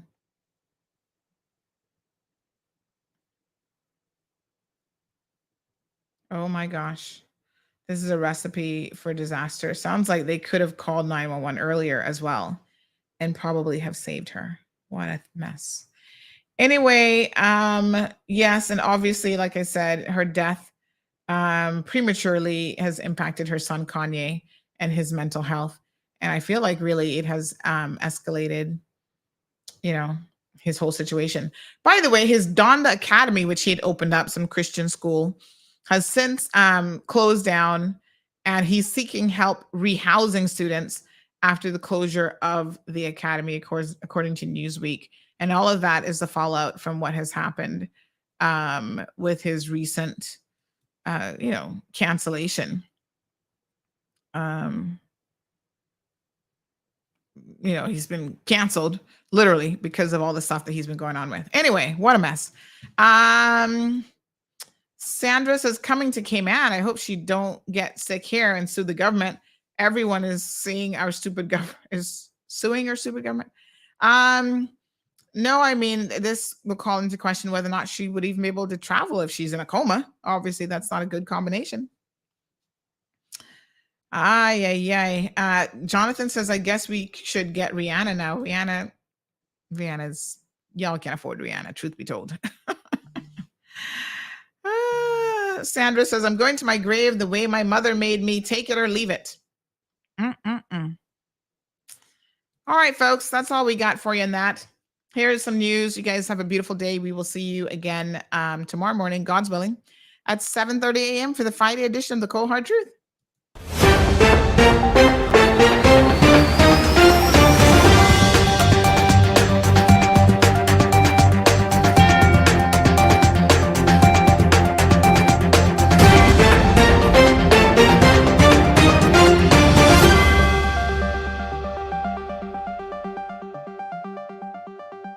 Hello, I'm Kevin Watler, and this is your CMR Daily Buzz. The United States Federal Reserve approved a fourth consecutive three-quarter-point interest rate increase and signaled a potential change in how it will approach monetary policy to bring down inflation. In a well-telegraphed move that markets had been expecting for weeks, the central bank raised its short-term borrowing rate by 0.75 percentage point to a target range of 3.75% to 4%, the highest level since January 2008. The third missing teen has been located. Police say Jasmine Ebanks has been located and returned home safely. She was the last of 3 teens who didn't return home last week. The Royal Cayman Islands Police Service thanks the public for their assistance in this matter. The Workforce Opportunities and Residency Cayman or Work is making changes to simplify its application process. It is removing the requirement to submit multiple medical records for those submitting work permits, permanent residency, Cayman status applications, temporary work permits, extensions, business visitors visas, and special economic zone applications. Effective December 1st, a medical declaration cover letter from a medical practitioner will be the document required for submission of applications. Caymanian pilot Anthony Hawkins Schick flew his inaugural flight into Owen Roberts International Airport Wednesday morning as a first officer for Delta Airlines. He started with Delta earlier this year, but this was his first flight assignment to Cayman. The excitement of knowing that I was behind the controls of the aircraft and bringing these wonderful people here to our wonderful island. That's something that I would have to say people at Cayman Airways, the pilots here, get that has that feeling every single time. But I think with Delta and American and other carriers, it's not that often that they can have that same pride or privilege of that understanding. So that's something that I think I felt for the first time today, and I definitely can say I felt for the first time. So that to me was a very proud moment to bring new people and returning people to the Cayman Islands. Yeah. He flew from Atlanta to Grand Cayman.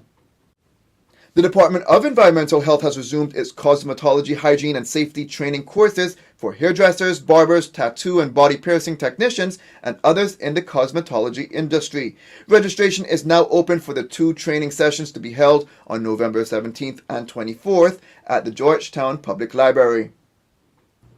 Now for your CMR weather update. It's brought to you by WG Charters. Sunrise at 6:27. Intervals of clouds and sunshine, winter temperatures at 86 degrees Fahrenheit and humidity at 75% like the forecast calls for. It will feel around 97 degrees Fahrenheit. The winds east-northeast at 15 to 25 miles per hour, and then the sun sets at 5:50. At nighttime, the temperature falls to around 80 degrees Fahrenheit. Looking forward, getting back to hot days, warm nights with the possibility of brief showers. CMR weather updates are brought to you by WG Charters. They offer private boat trips for a great price, so we encourage you to support them.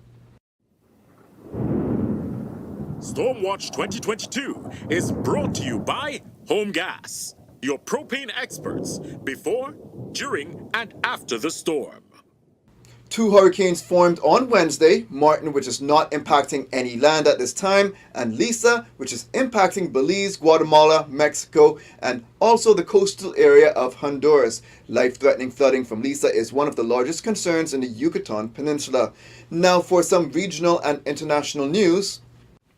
The tourism sector will not be a direct priority for Grenada's government for the next 5 years, but the industry should benefit from the 6 priority areas the administration will be focusing on, said Prime Minister Dixon Mitchell on Monday. He told a town hall meeting that health and wellness, transforming the education sector with particular emphasis on youth and sports, agriculture, food security and the marine economy, physical and digital infrastructure, culture and creative economy, and energy transition and the environment will be the focus during his term in office, which began in June. Jamaican police say Roshane Patterson, the person of interest in the murder investigation of social media influencer Anika Slickiana Townsend, is in police custody. Reports are that Patterson was arrested by the police at a guest house in Hangover on Wednesday.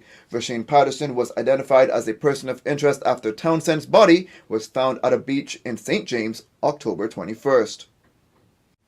Several bloggers on social media have been calling for fans to keep dancehall artist Spice in their prayers as she allegedly suffered complications during cosmetic surgery in the Dominican Republic. Allegations are that Spice, whose real name is Grace Hamilton, suffered cardiac arrest during surgery and had to be placed in a medically induced coma.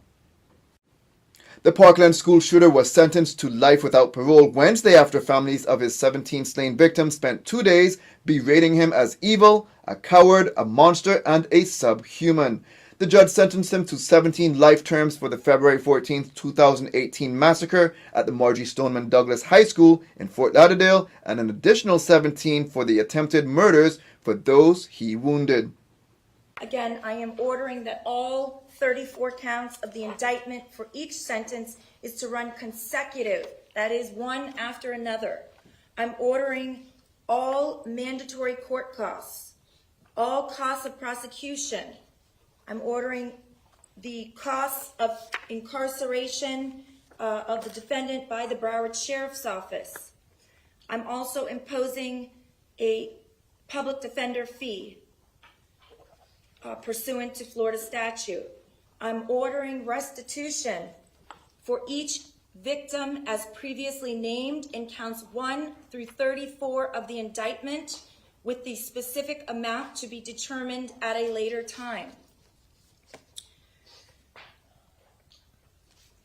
I am ordering pursuant to 943-325, the defendant is to submit to 2 samples of his blood or less intrusive method for purposes of the DNA bank. Mr. Cruz, you are remanded to the custody of the Department of Corrections to complete the mandatory life sentences imposed by the court. You have 30 days to appeal the judgment and sentence of the court. If you fail to appeal within the allotted time period, or you fail to contest the imposition of any of the fees or costs imposed during that 30-day period, you will waive said appeal. I am also granting the state's motion under the Florida equivalent of the Son of Sam law, which means, Mr. Cruz, you will not be able to benefit in any way as far as monies are concerned as to the crimes that you committed.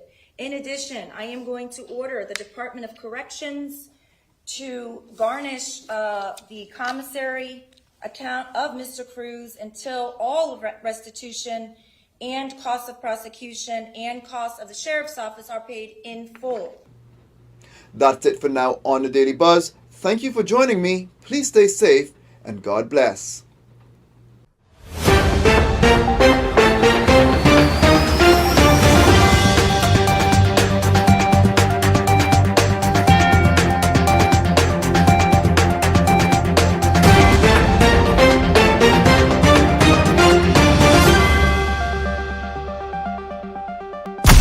Thank you for tuning in to another episode of The Cold Hard Truth on Bobo 89.1 FM. Cayman's #1 talk show is live weekdays from 7:30 a.m. Never miss an episode again. Watch anytime on CMR's Facebook and YouTube channels for the latest show episodes. Don't forget to follow us online on our social media channels and visit CaymanMarlRoad.com for all the latest news and community happenings.